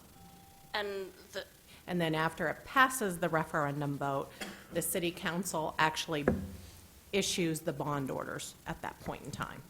And sending it to referendum is similar to, or to, no, never mind, thinking about something else. Thank you. So when we're considering this next week, because even though $800,000 is included in the LCIP, because it's deemed to be one project, at next week's vote, we will look at doing the entire project, and it will be a separate bond order. And it's part of the LCIP as opposed to the city budget? Correct. Okay. So I do want to go back to something that Councilor Pettengill had mentioned about natural light and whatnot. If you look at the picture in back of you, you're going to see drawing and painting is on an end. There will be a lot of glass windows there for looking out, but you'll also notice there are some security doors there.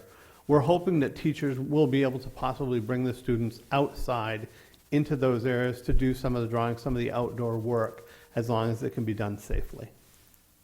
And that's a huge advantage to bringing this out of the basement, where you saw the pictures, they're going to go out into a parking lot in the middle and have to truck around.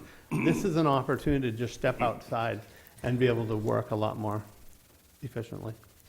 And work year-round with natural light indoors, which they don't have now. And one of the other things that I had heard talked about was possibly having student art installations outside in terms of like sculpture, which is a really cool idea. As you walk up to the entrance, there's quite a bit of glass over the front doors, and it should be a place there that there can actually be changing displays of student art that everybody sees as they come in, and it's going to be really foremost in your view as you walk up to the school. One of the ideas we've talked about, the reason you're seeing the term main gallery instead of corridor there is we've widened that out because we said students want a place to display their art both inside and outside. We have that set up so that we could have student artwork throughout that whole corridor, so that could be a space. We actually did talk with the Green Ladle and said, could you guys cater events here if we said we had an art open house and we could open the space up? This building is also set so that you could open just this portion up if you wanted to do an event after. And then outdoor sculpture gardens, we're talking about significantly knowing that so many students walk the back pathway that we said that's an awesome spot if we can get outdoor durable public art from the students out of this school, that's kind of where we'd love to see it as you walk down through on your arrival to school. So yeah, I think student art is going to be integral to making this a successful project and a kind of a successful culture shift for what art means at Lewiston High. Councilor Peng. So just a comment to the outside art. I fully understand that this aims to do that, but one of the problems I think that we face today is are they doing that today? You know, that it's all well and good that the art classes will get to go outside. They should, but so should our other students as well. And I fully understand that the art personnel is here, but are other classrooms going out and getting this fresh air instruction? May I speak to them? Of course. My name is Jody Doobie. I teach art. I teach ceramics at the high school. I'm also Ward 4 citizen, 500 Webster Street. I've sort of been itching to say something for a while. I'll give you an example of my own class, ceramics. Outside of my classroom, if there were a door put outside, really not be conducive to doing any outdoor work because it's a parking area or a truck delivery area and where the gas runs through. So I'm not sure you want gas lines running through where we could potentially go outside and maybe build a raku kiln outdoors. The design of this addition has everything to do with expanding class activity so that it can happen outside. And our architects have been very thoughtful about how to put that together in a way that it doesn't create a security problem either.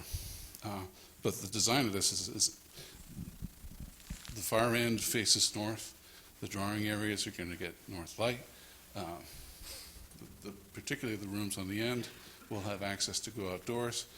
Directly outside, there's somewhat of a gully and you still get some of the natural trees and the feel for the old Franklin pasture back there. So there's room for doing plein air painting. There'd be room to go outside from ceramics and have an outdoor gas-fired raku kiln, which a number of other schools have, but we cannot do now. So I think the other question, Jody, was how often can students get outside now from the different activities? How often kids get outside now, it's a real difficult thing. The drawing and painting teacher in the past has taken kids outdoors and tried to paint where there are trees and places.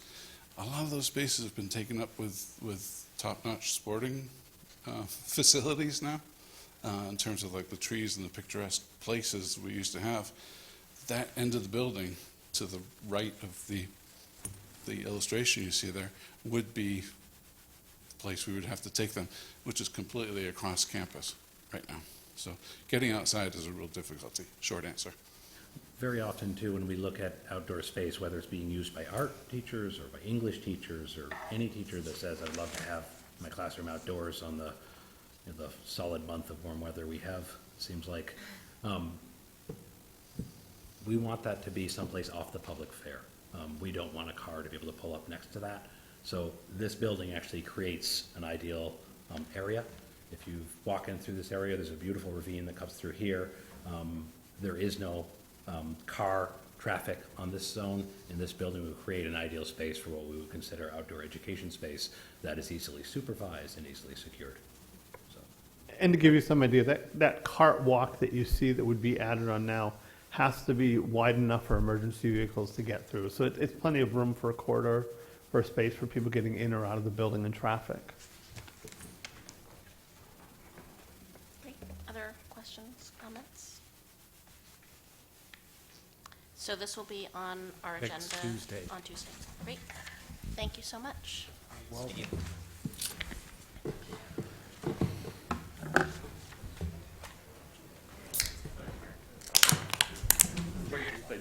Not gonna take as long. 5 minutes.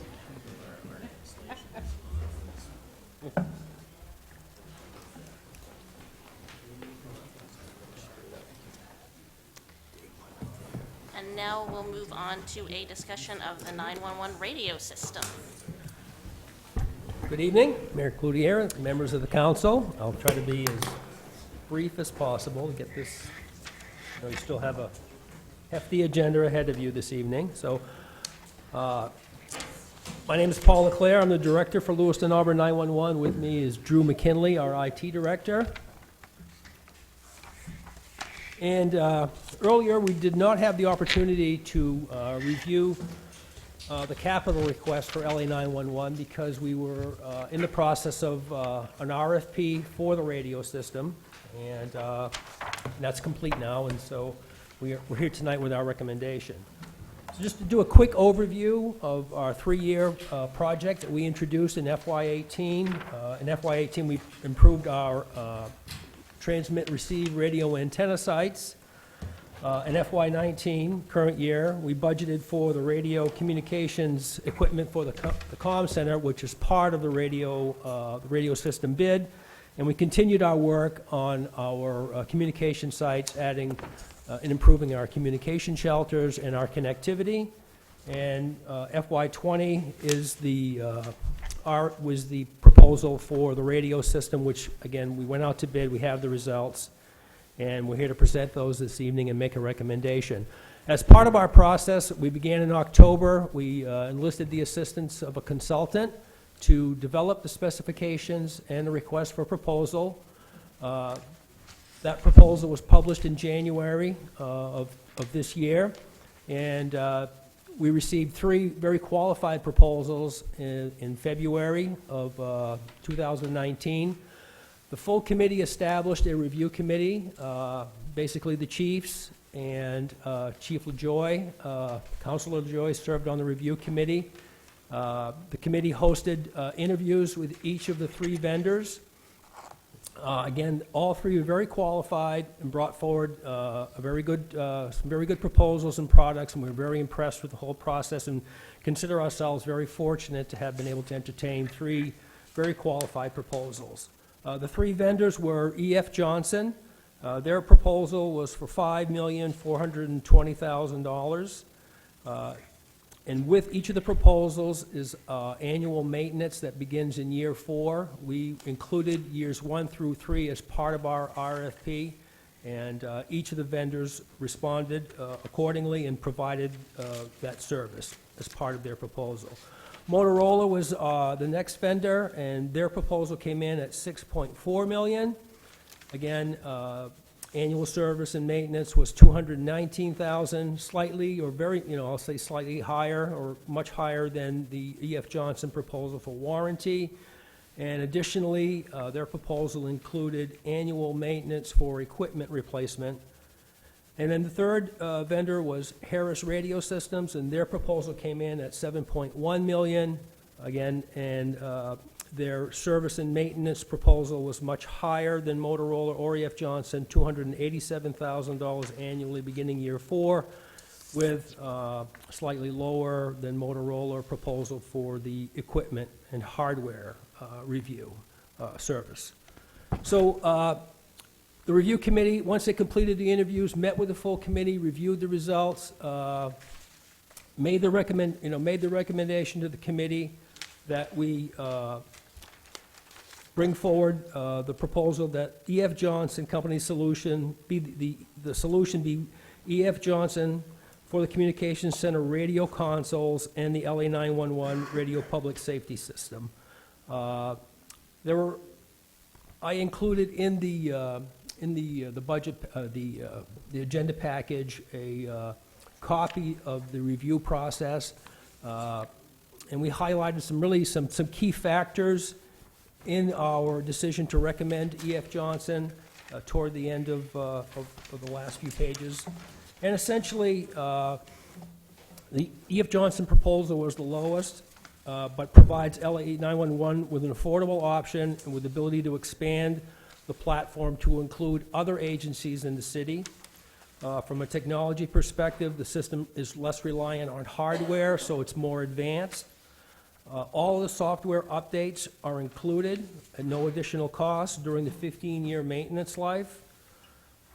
We recommended the purchase of the 10-year warranty for the portable radios, which I think will, again, give the chiefs of the police and fire departments a very lengthy and durable period for their radio equipment. Again, 10 years is really an unusually extended period. We normally see the life of radios, portables, to be 5 to 6 years, so I think we're gaining some extended life and warranty for that equipment.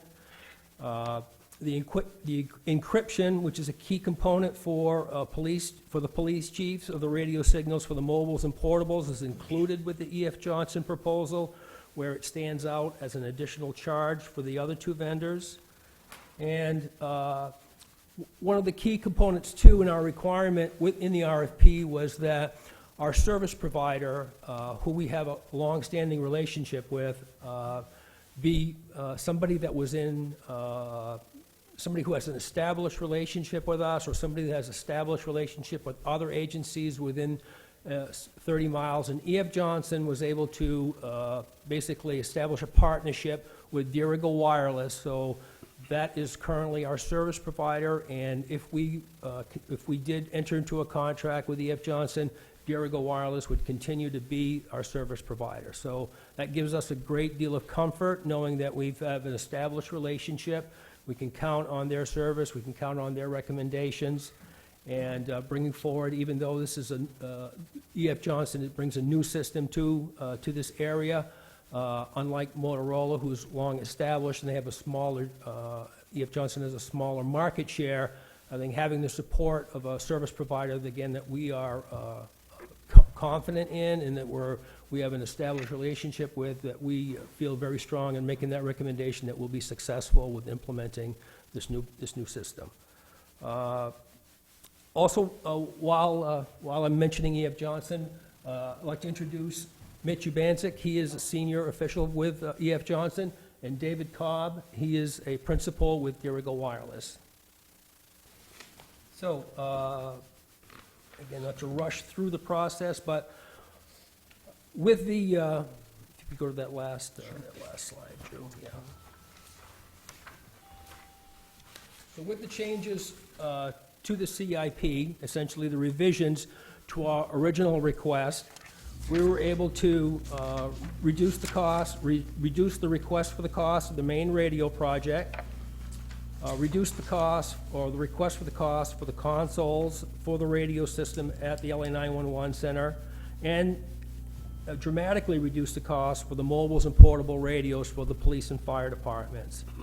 One of the spreadsheet that was included in the agenda package essentially showed our original request being at close to 6.9 million, and we had based those quotes and those estimates on estimates or proposals that we had received from the Motorola Corporation. And as you'll see, that the revised CIP request now is 5.5 million for all in for the whole project. The result, or the benefit to the city of Lewiston, is a reduction in the request for this year for FY20 of $900,000, and for the city of Auburn, it was $800,000. And in total, 1.7 million in a reduced request for FY20. And we were able to carry forward from FY19 to FY20 some additional $240,000. In the lower portion of the slide, it shows the grants and offsets, where I just mentioned the $241,000. We're including as an offset toward the contribution the County Tower LLC that we established with Androscoggin County. So they own a portion as part of the LLC of the Goff Hill antenna site, and they're contributing $50,000 a year through their operational budget toward their total obligation of roughly $176,000. So we're going to apply that toward the cost of the radio project.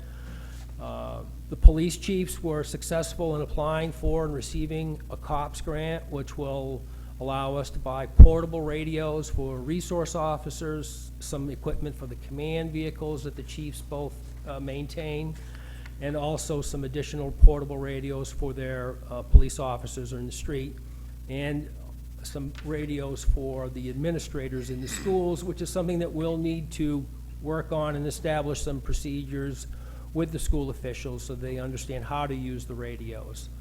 So in total, with the COPS grant and the monies that the chiefs for, Chief Stockdale, who manages the Homeland Security for the city of Lewiston, and Chief Moen, who manages the Homeland Security grants for the city of Auburn, they were able to commit a lump sum of money toward the purchases, toward the purchase of the radio system and the portable radios. So again, we're able to use that as an offset toward the cost of the total project, reduce our CIP request, and as I had mentioned, the net reduction is a total of $900,000 from our original request for FY20. Councilor LaJoy. Thank you. In your description, as you gave it to us, did you happen to mention the radio communication capabilities that they were offering to the schools at no charge as well? I did not, and Mitch is here, and if you wouldn't mind speaking to that, I'd be happy to share the mic. Certainly. Good evening, everybody.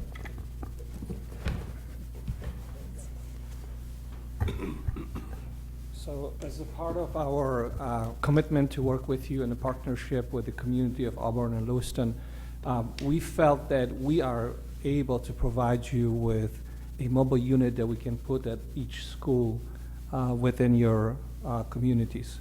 And that particular unit would sit at the administrative desk, right at the entrance, for example.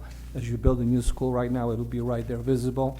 And it has an emergency button on it, so that if someone walks in that it's not authorized, then immediately that button will alert 911 dispatch right away, so there's no reason to even dial 911.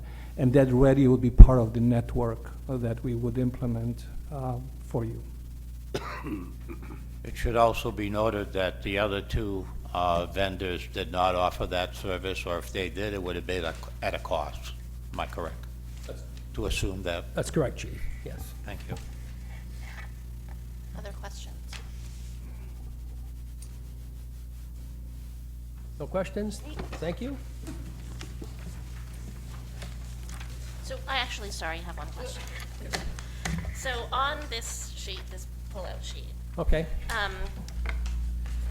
The tabulation, so that is the bid tabulation? so the numbers like that each vendor presented seem to be like all over the place, and I'm just sort of wondering if you have any sense of why that is.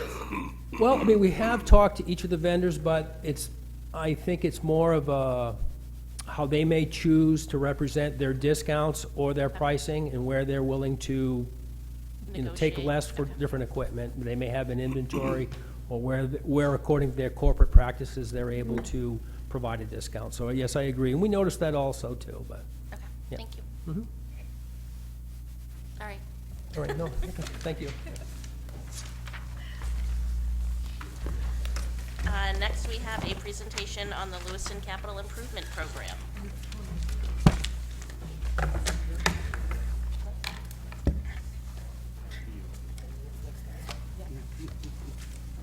It'll be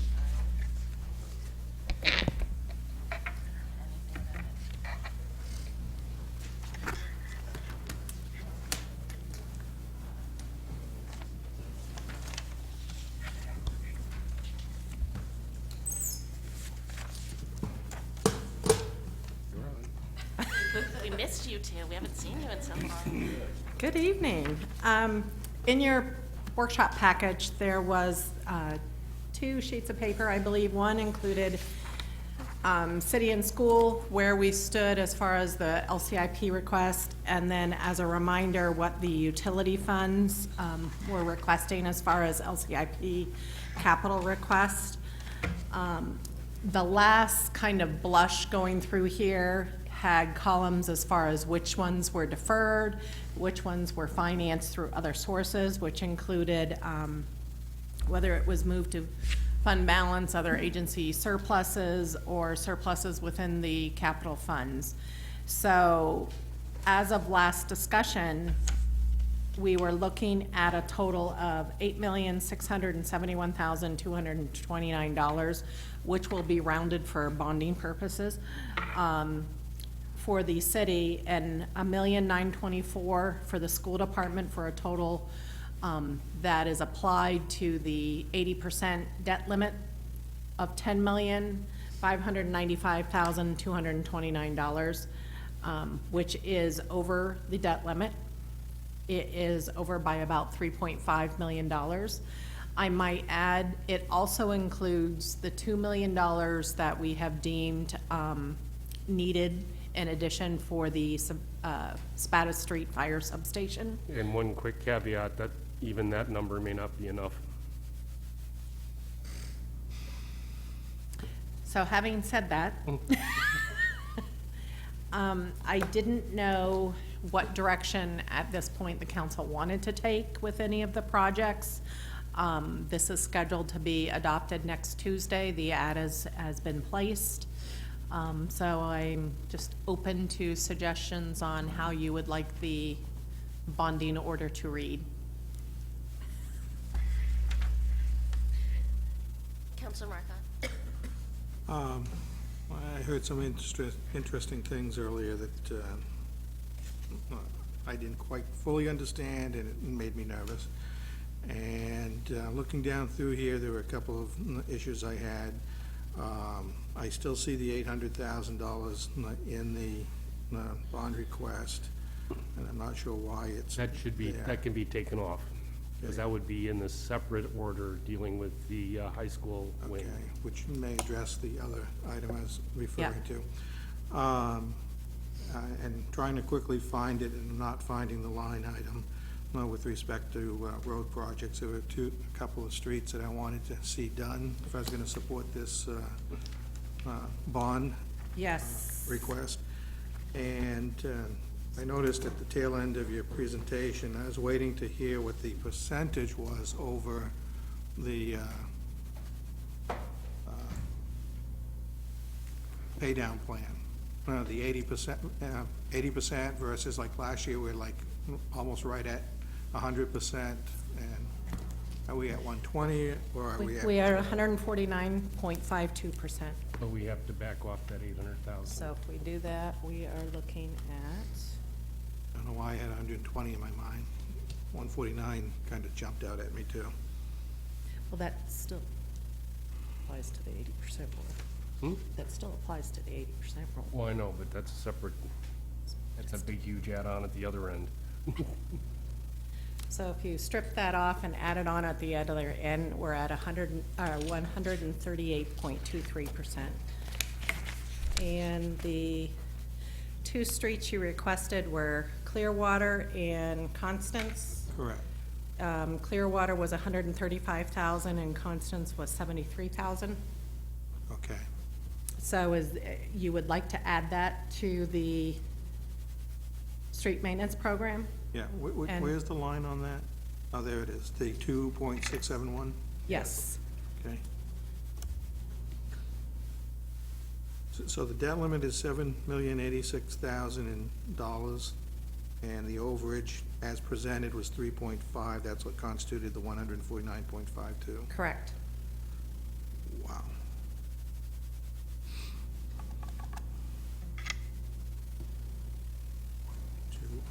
So those two streets are 208. Yes, so that would bring the general street maintenance up to $2,879,000.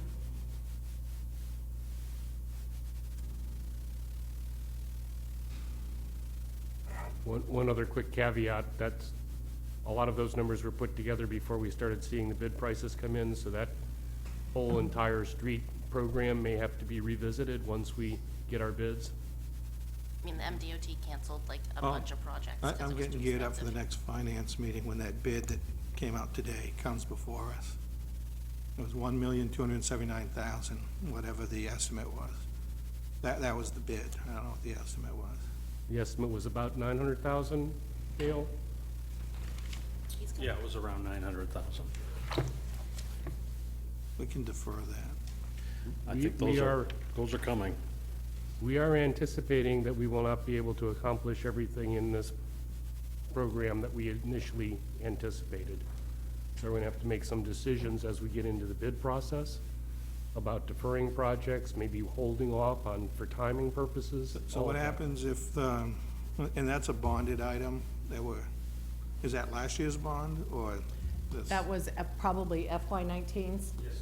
That hasn't been bonded yet. Okay, so can that impact, okay, it hasn't actually gone out to bond. I have It not was sold those authorized, bonds. yeah. It was authorized, but I have not sold Yeah. them. So the category in the CAF report that says authorized but Unissued, unissued. correct. So there may be mechanisms to save a little bit here in that process. Well, remember, that would be, most of that money's coming from the utility funds, so it couldn't be used for streets. Counselor Ray. Thanks. So for the school department side of things, I just wanted to kind of put out into the world, I think last year, the facilities committee, put every possible request towards the city and then, pulled them back. I think this time they came with like just the bare minimum. So, just looking at the sheet, it looks bad that we didn't defer or find other sources for the projects listed here, but I think that work was done, before it came over to the city, so I just That's wanted correct. to lay out that disclaimer, for everyone that they did a lot of hard work and hard decisions already, just to get down to about the 2 million mark, so, well, 1.1 million, I guess, without the 800 in that line item, so I just wanted to put that into the world. Can I ask a question? Down at the bottom where it says, fund balance and it says 2.811,500. Correct? It says note MG already in FB. I know FB is fund balance. What's FG? Municipal garage. Great, thank you. So it was we didn't know for sure which way we were gonna fund it, so it was actually in both places. Since we moved it to fund balance, that was an easy amount to strip out of here. Great, thank you. So if we look at reducing the 800,000 and adding the 208,000, that brings us down to a total authorization roughly of $10,003,229. I would like, for bonding purposes, just to make it an even $10 million, But if we left it at the whole 10,003,000, it would be 1.41%.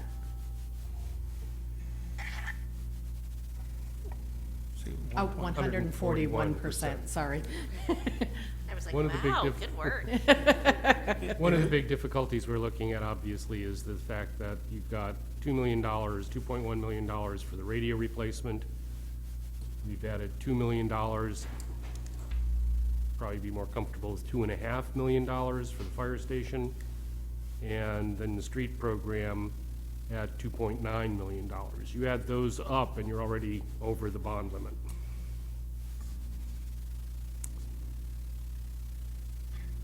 You wonder why I'm not a fan of 13.4 million more. So you said you'd round it off to 10 million, and is also rounded off to 141%? Is no? No, nothing the after that? 141% is the 10,003,000. It's not gonna make a big impact on that percentage. Okay. So it'd Cutting be off $3,000, 140.999. potentially. Other questions and comments? So I guess I understand Councilor Marcotte wants to add the $208,000. Is that acceptable to everybody else? Because I can program that right into the bond order, if that Fine with me. works okay. All right. So high.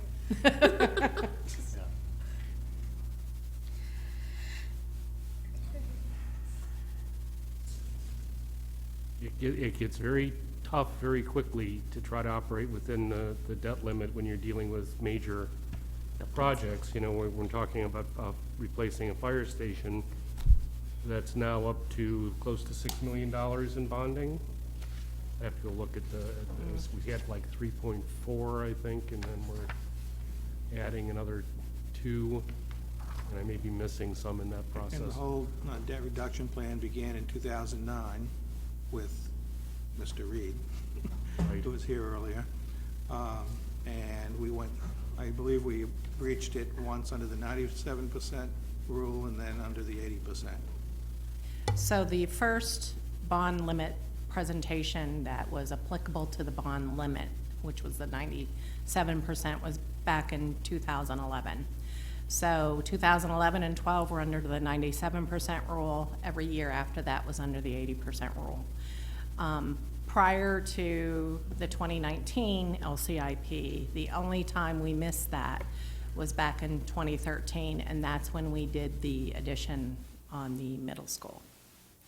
So, I mean, I understand the frustration and the concern because I met with our financial agent who helps us with the bond, and he's looking at not only this, but also with the substations coming on, or potentially the police station, you know, the middle school. We're going to have to look at how we package these debts very, very carefully. And I will also, I'll be my broken record. Wouldn't life be nice if we take the $2,879,000 out of the budget because that's a regular annual recurring expense and put it in the operating budget? Of course, to do that, you're talking about close to $2 on the tax rate.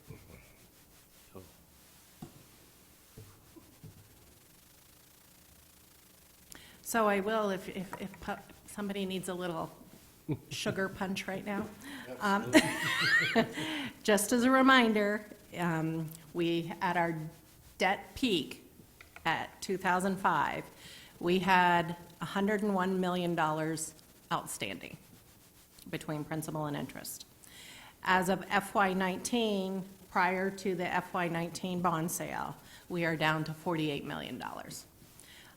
Between that time period and refunding and so forth, we have saved $23 million in interest over that time period. With the refunding stats, I don't think I have those with me, but we are clearly close to the $10 million mark in the refunding stats. The good news with some of the projects that we are looking at, because most of the projects, we have been deliberately shortening the amortization schedule on those projects. So our average life prior to the last 3 or 4 years was probably about a 15 to 16-year average amortization. We've reduced that down to 7.5 years. With these types of projects, obviously, I can't keep that pace of the amortization. So even though the average will increase, right now, based upon projection, the long-term interest rates is a flat curve right now. So we will actually be paying less on a 20-year bond than we will on the short-term bonds. So that's why I'm comfortable, that's the only reason I'm really comfortable on doing some of these buildings at the 20-year, because the true interest cost on that is actually better than the short-term bonds. The only glitch to that is our radio projects. I cannot straight face, anything much past 15 years on that. I mean, with the technology being the way it is, you don't want to still have debt on there when we replace that system. So that'll be the one item that's a big ticket item that we'll have to go short on.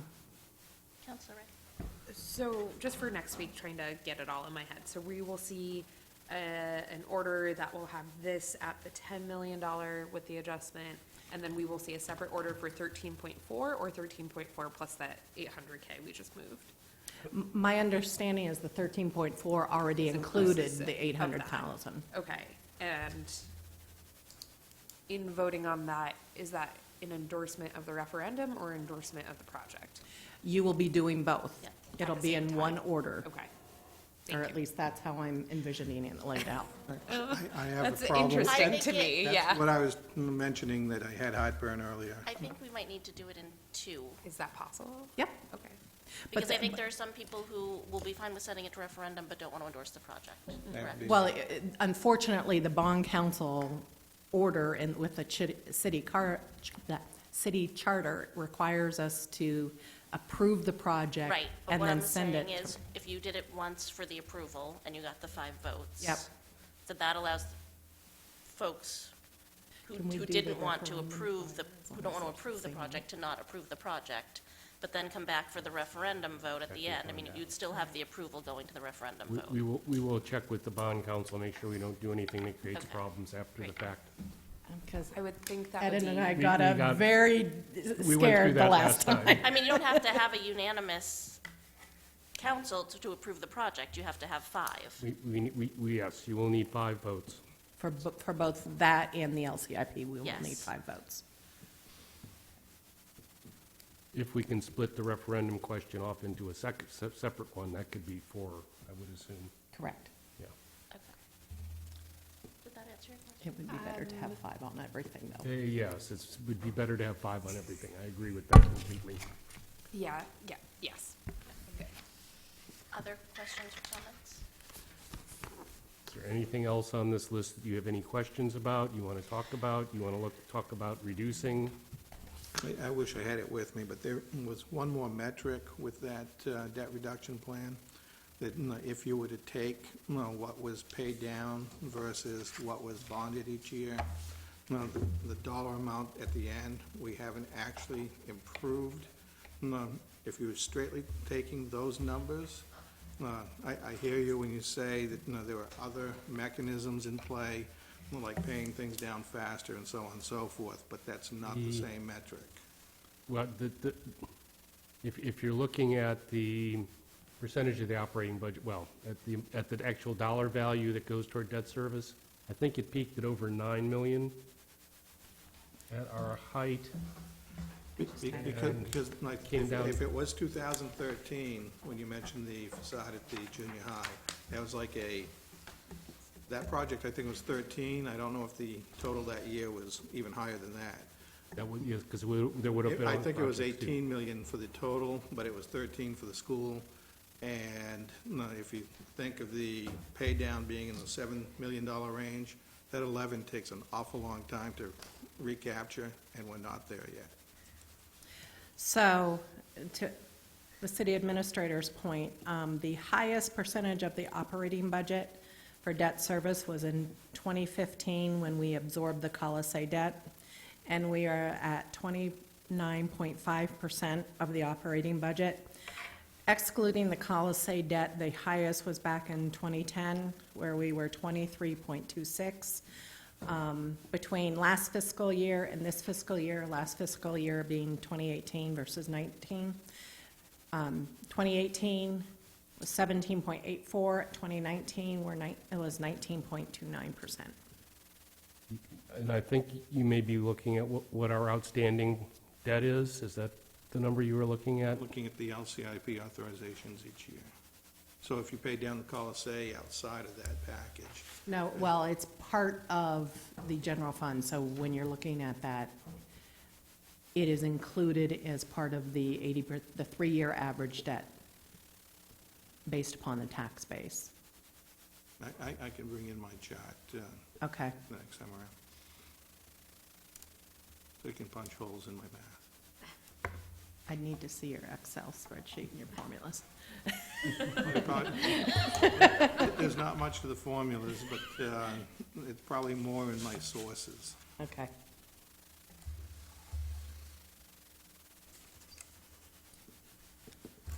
All right. Thank you. Thank you. And lastly, we have a presentation on solid waste management and enforcement. Doug Green. Dave Hediger.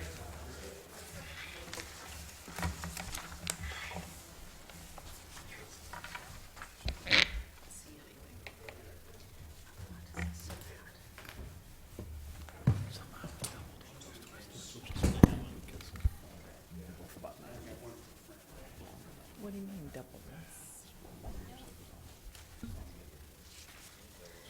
Thank you.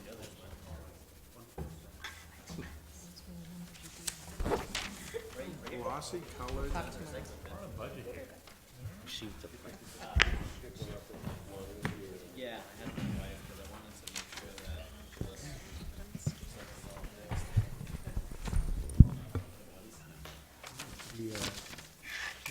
Scissors to go first? You started I'll start. Whose idea was this anyway? What are we doing? Yeah, why are we here? Well, the three of us are here to discuss and talk with you. We were here a while back, in February, as a matter of fact, to talk about solid waste recycling and yard maintenance.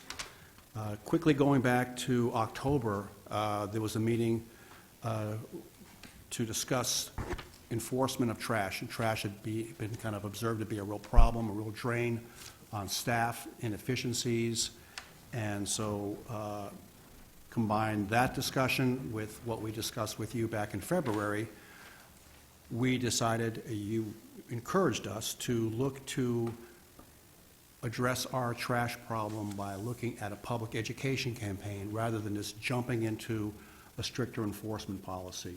So that's what we've done. We've been working quite a long time, working with Public Works and Rob Stafford and Megan Bates and Dave and myself, also with code enforcement officers, to collaborate on this brochure that you have in front of you right now. So we've tried to condense what we think are the basic rules for trash enforcement, for what landlords and tenants should be looking at doing, basics on recycling. Like I mentioned, we have the fines, the penalties, if someone violates the basic rules of solid waste curbside, property maintenance, yard maintenance. Questions and answers are on here. And another important part of this whole discussion and effort was to not only address trash, but also use this opportunity to look at the city's image.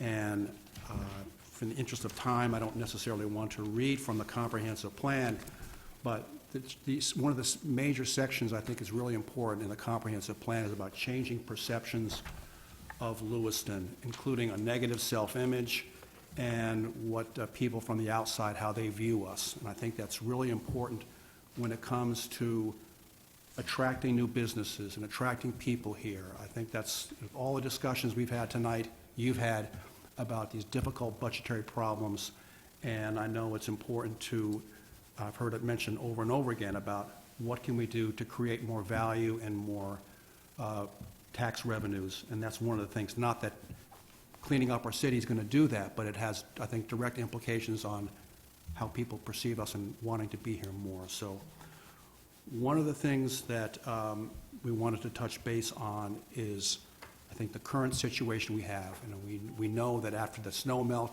melted, how difficult the piles of trash were exposed. And I know Dave had worked on, I don't know if you wanted to talk about, from the staff perspective, the staff management of what this problem means. I think we wanted to talk to make sure you understood what Public Works and what code enforcement has to deal with on a daily basis. So maybe Dave can. So, as Doug mentioned, I mean, the idea was to do some outreach here, because what's become apparent to us since we last talked to you is there are a lot of well-intentioned and educated people in the community that don't know the rules either. So we run into it all the time on the code enforcement side, that I didn't know what the rules were, you didn't give me an opportunity. And unfortunately, that's not necessarily a great excuse. And if we're going to try to improve the image, while I don't want to say a hammer is going to be the solution here, we do want to make sure that we are continuing to use the tools that we have in front of us now from an enforcement perspective. We mentioned last time that our system is not very efficient, and we're not talking about changing the way we do anything here right now. But when this basically goes live, this document here, and the different outreach that Doug is looking to make with different groups and whatnot, our thought is that there should be less of an excuse as to, I didn't know what the rules were. I get it, not everybody's going to be aware. There's new tenants, new residents moving into the community. But we want to make an opportunity for everybody to know what's going on here. I guess what's important for people to know, because a comment made at the last time we discussed was, what are our fines? How aggressive are we? Are we going to be doing more aggressive enforcement? I'm not suggesting that our staff is necessarily going to be cracking the hammer or be any more aggressive than we are right now. Quite frankly, you folks could add another position just to do trash in the community. I mean, because it is that labor intensive. It involves our department, it involves Dale's department, it involves Heather's department. It's just very time consuming. At the same time, our intent is to be able to find people when they're not cooperating. I mean, that's clearly how we get people's attention. The ordinance is very clear as to what we have available for resources. We've put some of that, summarized some of that in this so people understand the consequences if they're not cooperating. We're going to use discretion as we normally do now, but when we have repeat violators or people that are clearly not following the rules, that's really, again, it's not an excuse for the type of behavior that's there. One thing that we are looking to do that is on the books that we haven't historically taken advantage of that directly involves Dale's department is having them bill for their services.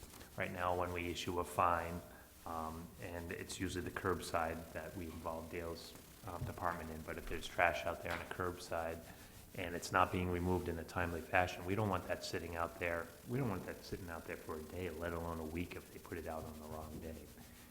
We issue them a fine because it's clearly a violation, but then the ordinance and the policy manual says we can get Public Works out there to remove that and they can bill for their services. And my understanding is that's probably around $100. So again, there's going to be another $100 fee going towards people who are not necessarily cooperating out there. There was a number, and I forget what it was. Megan gave us an idea. 118 for crew 2. Yeah, as to what it would cost to do the removal right now with Public Works. And we take advantage of them when we can, and part of the challenge with that too is Public Works is doing other things. They're available to us, but unless we get to them at a certain point in the day, they're not readily available to pick up trash, and that trash could sit out there another whole day. It's blowing around, it's contributing to the image issues. There's blight now, it's gone down the street, and these folks are only going to be responsible for what's in front of their property. So I just wanted to kind of put that out there, that this isn't necessarily I don't see us necessarily changing how we do business, other than we can, and we have the tools now to go to a zero tolerance policy.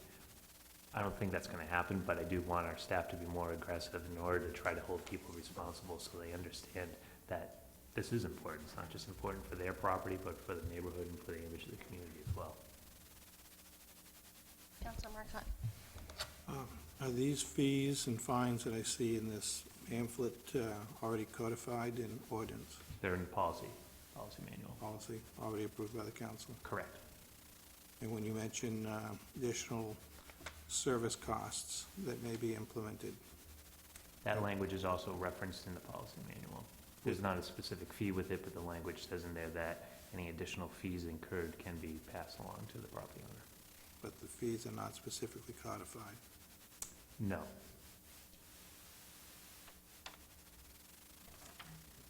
And would the bill be sent to the landlord or the tenant? The landlord. The ordinance is specific. It says that the property owner is responsible for providing trash cans, responsible for the trash on their property, around their property. So they need to be providing their tenant with appropriate means to get rid of their trash. We hear it all the time, though, you know, I didn't put that trash there, it was my tenant's, you know? I understand that, you didn't put the hole in the wall either, you didn't break the window, you didn't, you know, rip the siding off the side of your building. Somebody has to be held responsible. The ordinance for all those types of things holds the property owner responsible. It's then the property owner's responsibility to figure out what's going on in their property and hold their tenants responsible. Counselor Bean? I was looking at the recycling section, and it's really much, it's an improvement. It's a really good improvement because it explains things much clearer. But I still have some questions. Let's see. I'm sorry. It's been a long night, huh?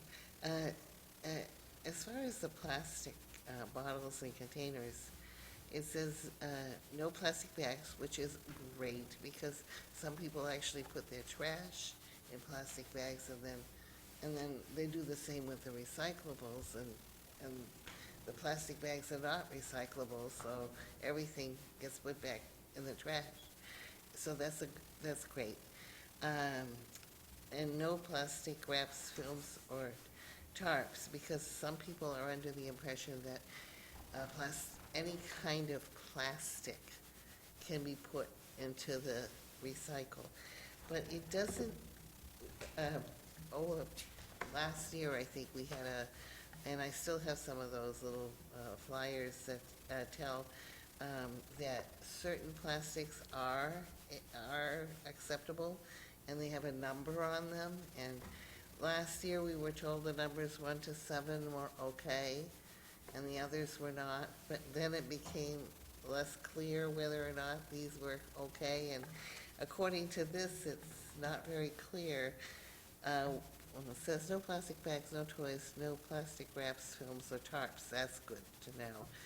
But it really doesn't tell us what plastic, I think clean plastic bottles and containers. I think there are numbers that are acceptable, and we can add those to this. Yeah, I think we should, and I think it was last time it was the numbers 1 to 7 were acceptable.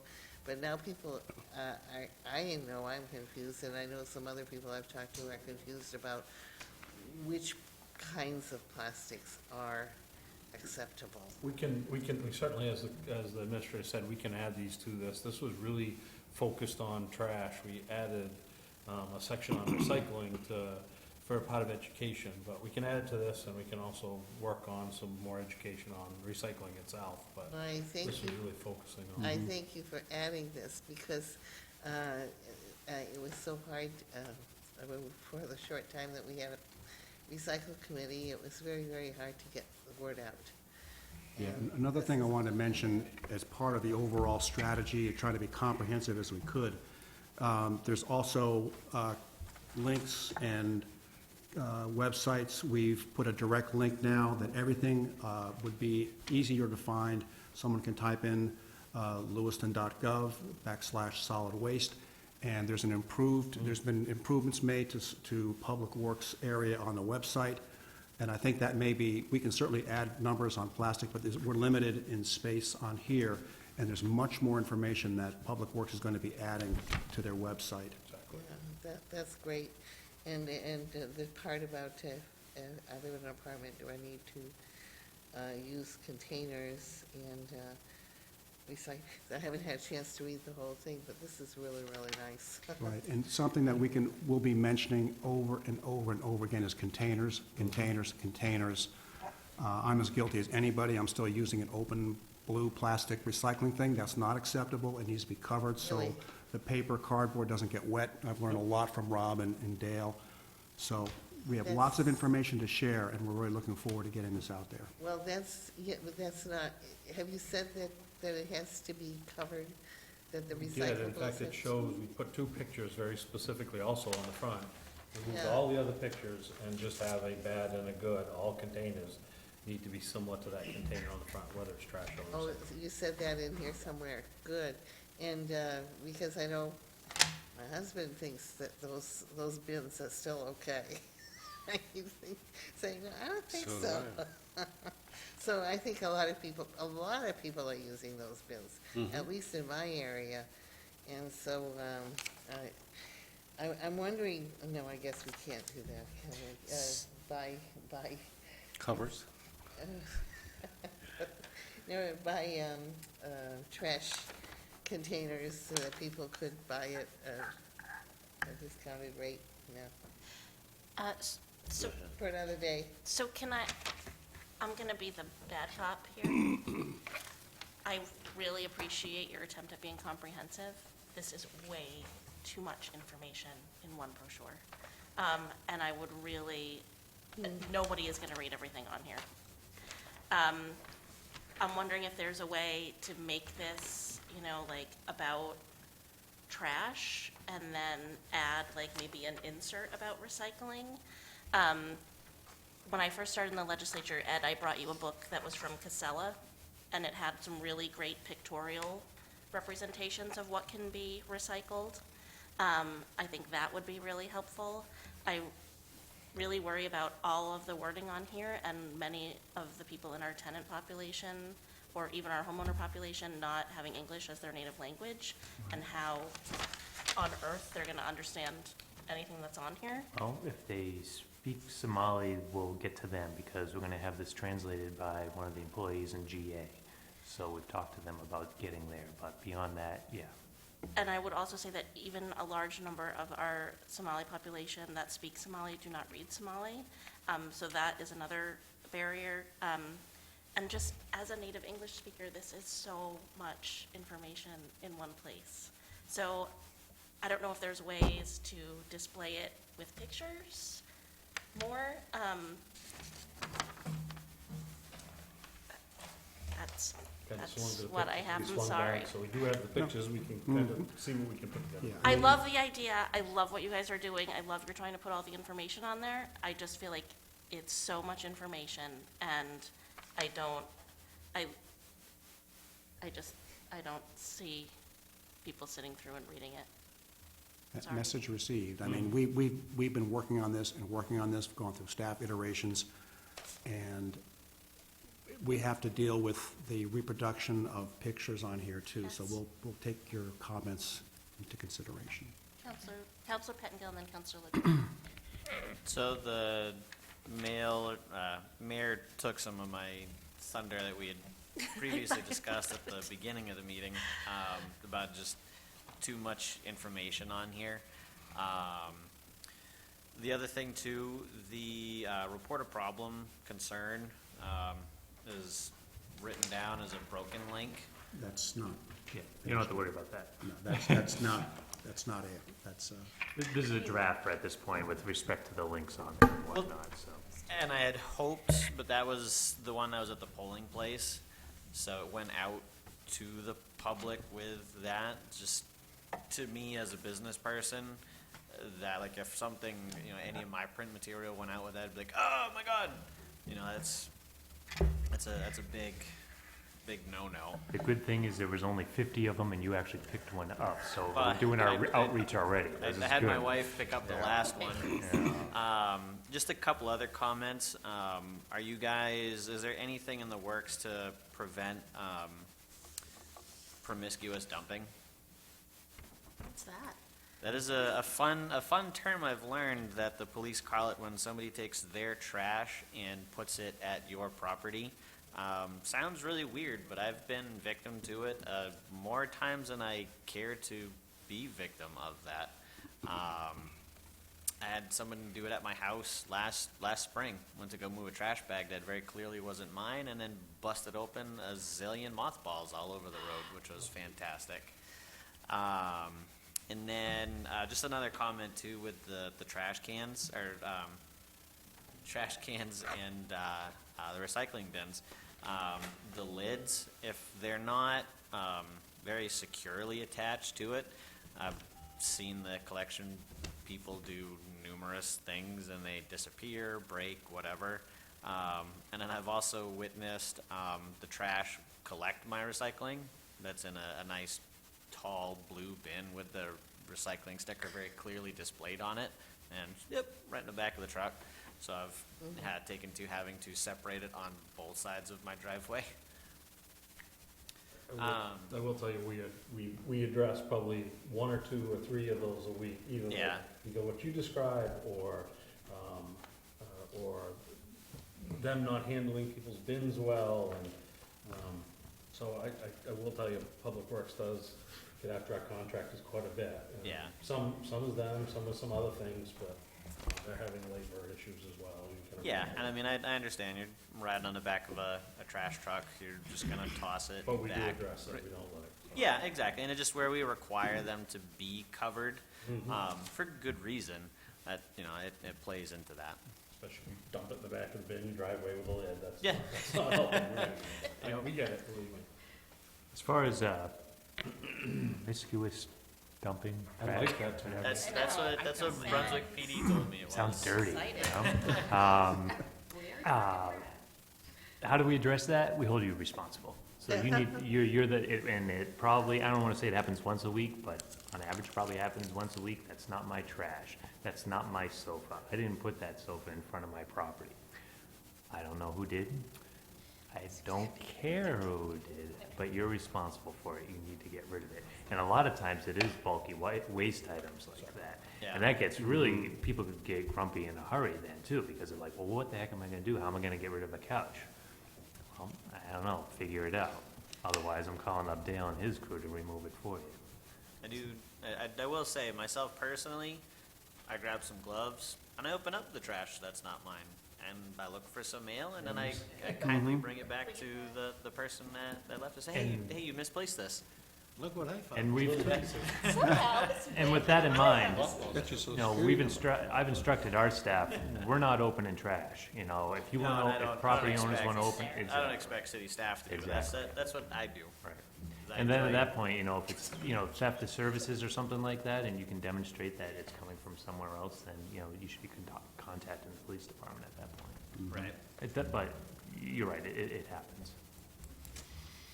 Councilor LaJoy. The other thing I have is I use the recycle bin, and when it rains or anything, I put a bag over it, a plastic bag, and they even return the plastic bag. So it's pretty nice. You're doing great. The other thing I wanted to mention is Councilor Pettingill mentioned blue tall containers for recycle. I know that we have stickers that are green, so I have them on a regular trash can, but I have recycle all around it to indicate that it's recycled material. That's, And it's got covers on it and everything. we should use you as a model for everyone. I know Picture we're of getting, that I know on where here we're getting the would be picture. good. I will take a picture and Yes. send it to you. It's on the website. Councilor Lyson. Thank you. First of all, I happen to be one of those people who think education is one of the keys to getting things done right. I don't think Public Works has always shared that viewpoint, so I'm glad that we're going in that direction, and I agree with some of the criticisms. Could we not do it one specifically for landlords and tenants and take out this middle thing? You know, So I that mean- would be my question, like, how is this being distributed? Yeah. Because, Right, because I don't think, you know, people want to, that center column, unless you're a landlord, really, you know, we're a tenant. But, you know, making it simpler, some questions and answers are for everyone. And some of the yard maintenance stuff is pretty good. Really, you're trying to do a lot, which is, you know, I commend you for, but I think, like, attention spans these days aren't that great. And I think the recycling, I'm one of the people who now look at plastics, and they'll have a recyclable thing on it, but no number. So I don't know if the numbers are gonna be a key. This was a watering can that had a recycle thing, but it had the triangle, Arrows but yeah, didn't the have- arrows, it had no number. So I don't know if they've stopped doing the numbers, or, No, this one has a 1 on it. yeah. Some of them might not, but I think I've seen what he's I talking think some of them do too. So- Still do. But some don't. Yeah. Yeah, so plastics, and then I've been using the bins, you know, I've been covering them up with cardboard or something during the rain, but I still think that's, it's difficult in a zero, you know, in a single sort stream type of thing to have anything contaminated, and I think that's a problem. And I know even Auburn's talking about stopping their curbside recycling, and I just don't think that's where we want to go at all, but we certainly got to improve it. And, you know, obviously the market's pretty terrible right now, so there's not a lot of incentives for us, but I do think I do think there's a ton of people out there who want to do the right thing and want to know the right thing. I'm one of them, and I don't know. And I struggle with it every week. And this certainly will help, and I appreciate it. But Doug can talk about the distribution, but I will tell you, now that I'm spend more time driving through the city, you know, every morning I come in, whether it's pavement or whatever it is I'm looking at, I will tell you, it's, you know, a lot of people focus on the in-town area as there's the issue. It's not. And it's probably education, but you can drive through any residential neighborhood, at different demographics. It isn't one demographic, and there's just a lot of bags out with no containers at all, and crows, and that, you can do that almost any day of the week, so it's not a landlord problem, it's not an in-town problem, it's ubiquitous throughout the city. And one quick note for everybody who saw the stuff about Auburn, we are not paying anything like Auburn is. We have a particular arrangement with Casella where our recycling going to their facility does not cost us anything. So our only cost for recycling is the collection cost. Back to Counselor Beam and then Counselor Ridgway. I just have two things to say. One of them was about the promiscuous trash. I love that, I'm writing that down. Sometimes if a huge object is put on somebody's property, and it becomes that person's duty to take it away, I don't think that's right. Especially huge things like couches and chairs, because I had several incidents last year where we live in a kind of, it's not totally rural, but there are places where people live where they can't see some of their property.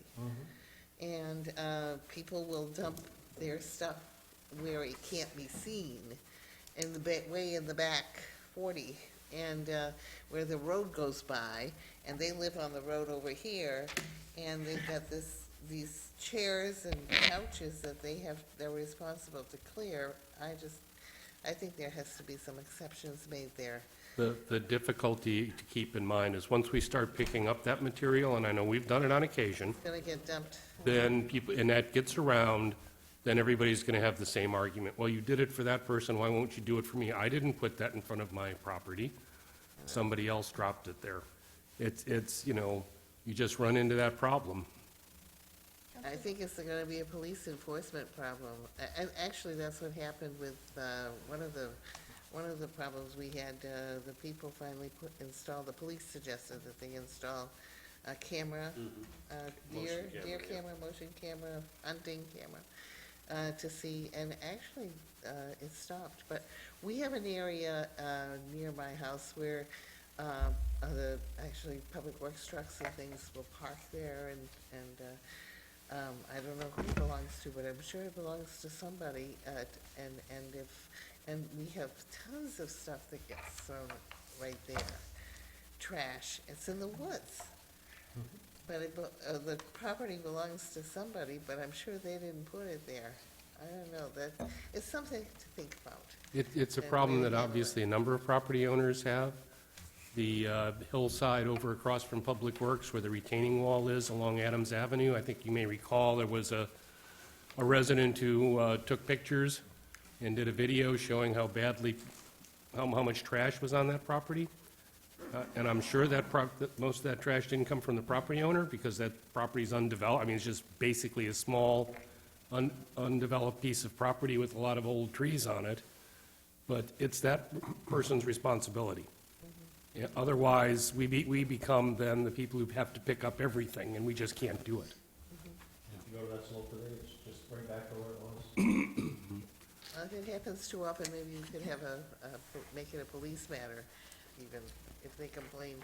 If it keeps being a dumping area, we've got to do something because, I personally think it's not fair. But also, I have heard that trash trucks do pick up the recycling and put it in the trash. I've had one woman call me, he just left and he put all my recycling in the trash truck, you know, and I marked, it was marked. So maybe that would be something to. Call me if you get that. Yeah, if I ever do, I will, yes, thank you.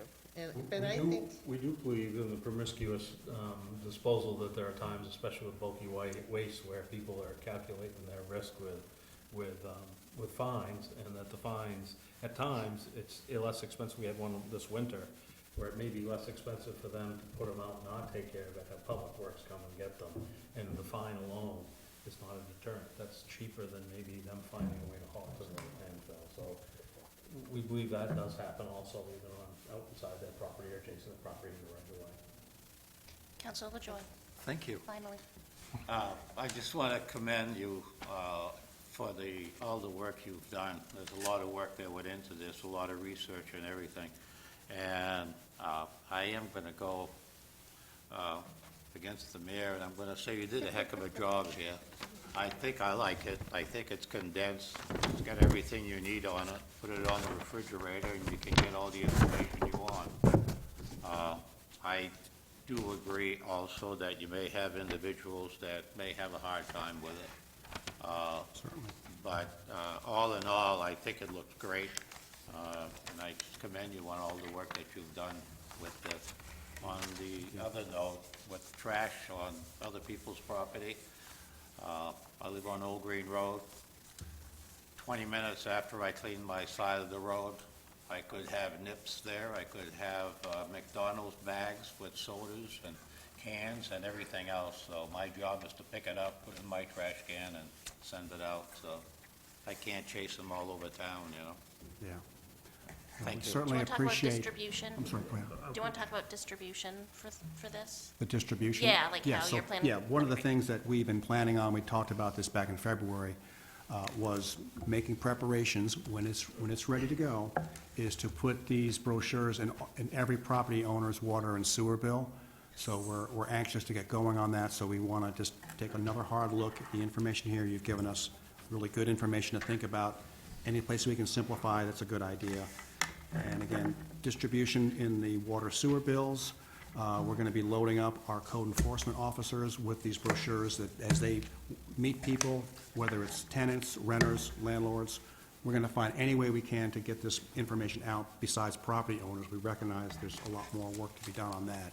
So I think Councilor Lyson's point is well taken in relation to that distribution channel. So if you're putting it in water and sewer bills, then those are property owners, and so I think that there could be, like, you could take out the tenant language for that.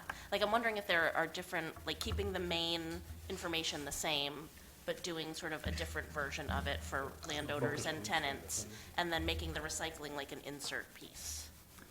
We could try to do that. I know it's time consuming, and Well, I'm not even sure. I mean, part of the challenge here is we would just want to hit as many people as we can. I know. Because while this is, I don't disagree with you that some people are just going to be like, this is too wordy and it's going to be litter that we're going to find them for next, right?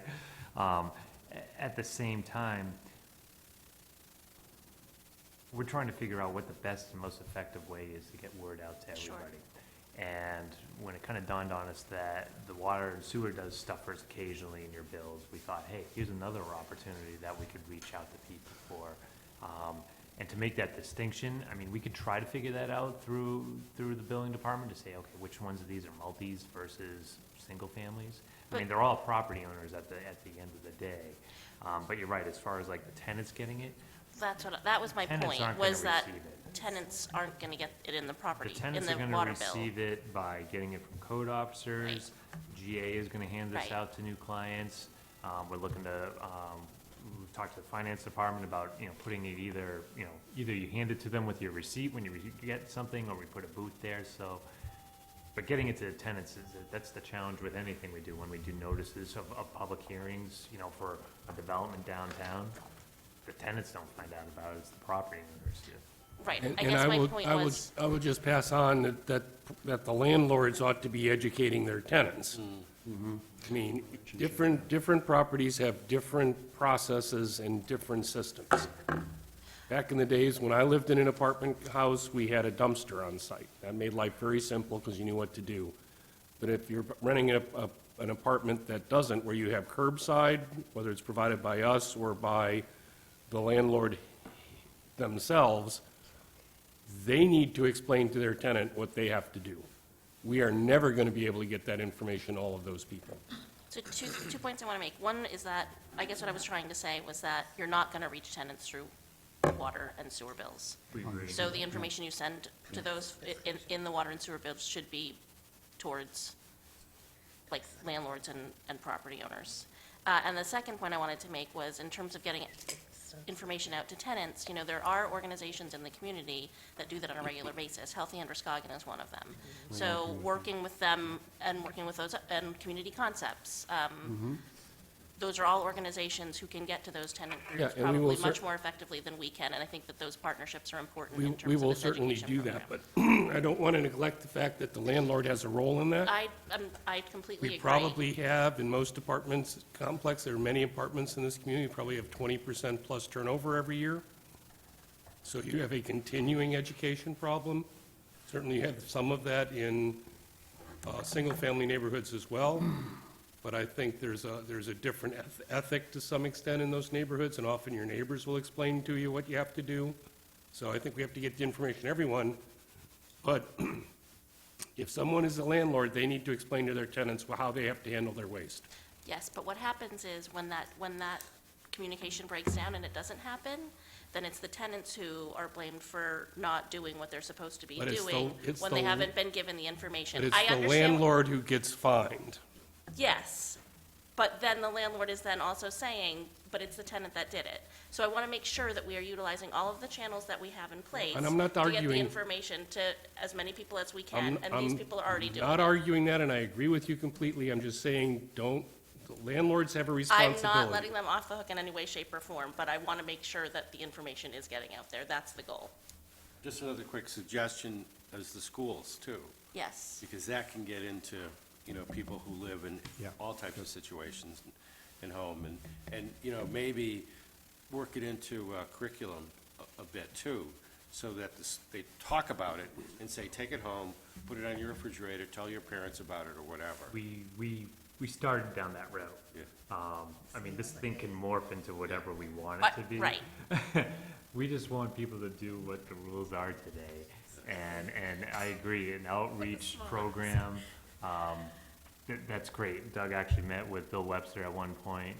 We thought about Longley because that's where, we have trash use everywhere. Longley's a hot spot in the downtown area and whatnot. Can we do something there?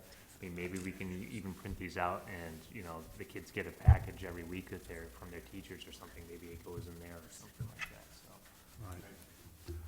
One of the things I hope we could leave you with, or at least make sure that I think you got the idea of what we're trying to do, the effort, we're trying to, be as broad as we can, public education. But we just want to make sure, and it sounds like you are, supportive of where we're going with this. We didn't want to head down this path and get all this information out. And there's going to come a time, I think, like when the information's been out there for a while, and if we're not getting results, then as I think someone mentioned, having enhanced enforcement may come into play. We want to make sure that you know that might happen. And We just wanted to make sure that you knew where we were headed. Because my guess is, and maybe I'm not giving the council enough credit, but my guess is you're gonna read this and you'll probably learn some things that you might not have known about our solid waste policy. And I don't know if I've gotten phone calls from all of you, but, you know, historically, I get phone calls from counselors saying, why are you banging on my neighbor or my constituent or something like that? Because of this right here, these are the rules, so it's good for everyone to know what's going on. You might also, I don't know if you had any complaints, but I had a constituent that called me up and was wondering why one truck was picking the trash up as well as the recyclables. And why should I recycle if that's going to continue? Yeah. So, If you do hear those, please let me know. Yeah. We'll address them. you know, They have, because I It's know addressed happening a a bunch of lot. them. okay, For Council Marcotte and others, so absolutely. very good. Counselor We'll Penn. continue to. Counselor Penn. Just a couple things. It's a fantastic idea, Councilor Lyson, for getting this into the schools. I think that's the way that you get it to everybody. More to the mayor's point, though, putting this in the mail, like just marketing standpoint, when you open up something and there's a whole bunch of junk inside there, you throw it all away. It's your water bill. I don't open it, my wife does, but anytime I get mail and there's more than one thing in it, I look for what's on the outside and I toss all the rest. Recycle all the rest. Yes, that's exactly what he meant. I have one very tall blue bin for recycling, and then I have two of the old school boxes that are almost always full. But if we're putting these in water and sewer bills, it may be better as a single page leaflet. Again, there's a lot of great information in here, but nobody's reading all of it. I think somebody's on a hoverboard in the hallway. But yeah, I think going broad sense with this and hoping it, paint everything with one broad brushstroke, I think we're gonna leave a lot, not getting the message. So it may be better to differentiate and have two pamphlets, to get that message across. That's my take. Appreciate it. Other questions or comments? All right, you guys are For all set? everyone's information, the school budget was approved, 415 votes yes, 231 no. Great. Thank you for You your time. guys I know are it's all late. set. Sorry I What had to be Kathy the must bad have been mayor. here for. Was it too high, too low, or almost? So before people leave, Okay. we haven't adjourned yet. I also just want to let folks know, yeah, it's past all of our bedtimes, Jim, that one thing you'll see on the agenda, I think, on Tuesday, is I am establishing a Youth Poet Laureate program for the City of Lewiston and the Lewiston Public School Department. So I want it to be an ongoing program, that the mayor makes an appointment, the new mayor, incoming mayor will make an appointment every 2 years. And so you all, it'll come up as a policy. We have to figure out where to put it yet, but it'd probably be a policy. Okay, so it'll be coming before you all, and I have appointed Jow Victor, who is the person, the student who won the Poetry Out Loud competition, to be the. Was he in one of the pictures? Yes, he was, to be the Youth Poet Laureate Great. for the remainder of my term, and then the new mayor will appoint a new one. But he will be doing, writing an original poem and reciting it at the Night of Excellence for the school department and at the inaugural when the new council and mayor are elected. Congratulations. That's So- a great idea. That's a wonderful idea. It's worth waiting for, by the way. Yes, I thought you would like it, that's why I did it. Okay. So that adjourns our workshop.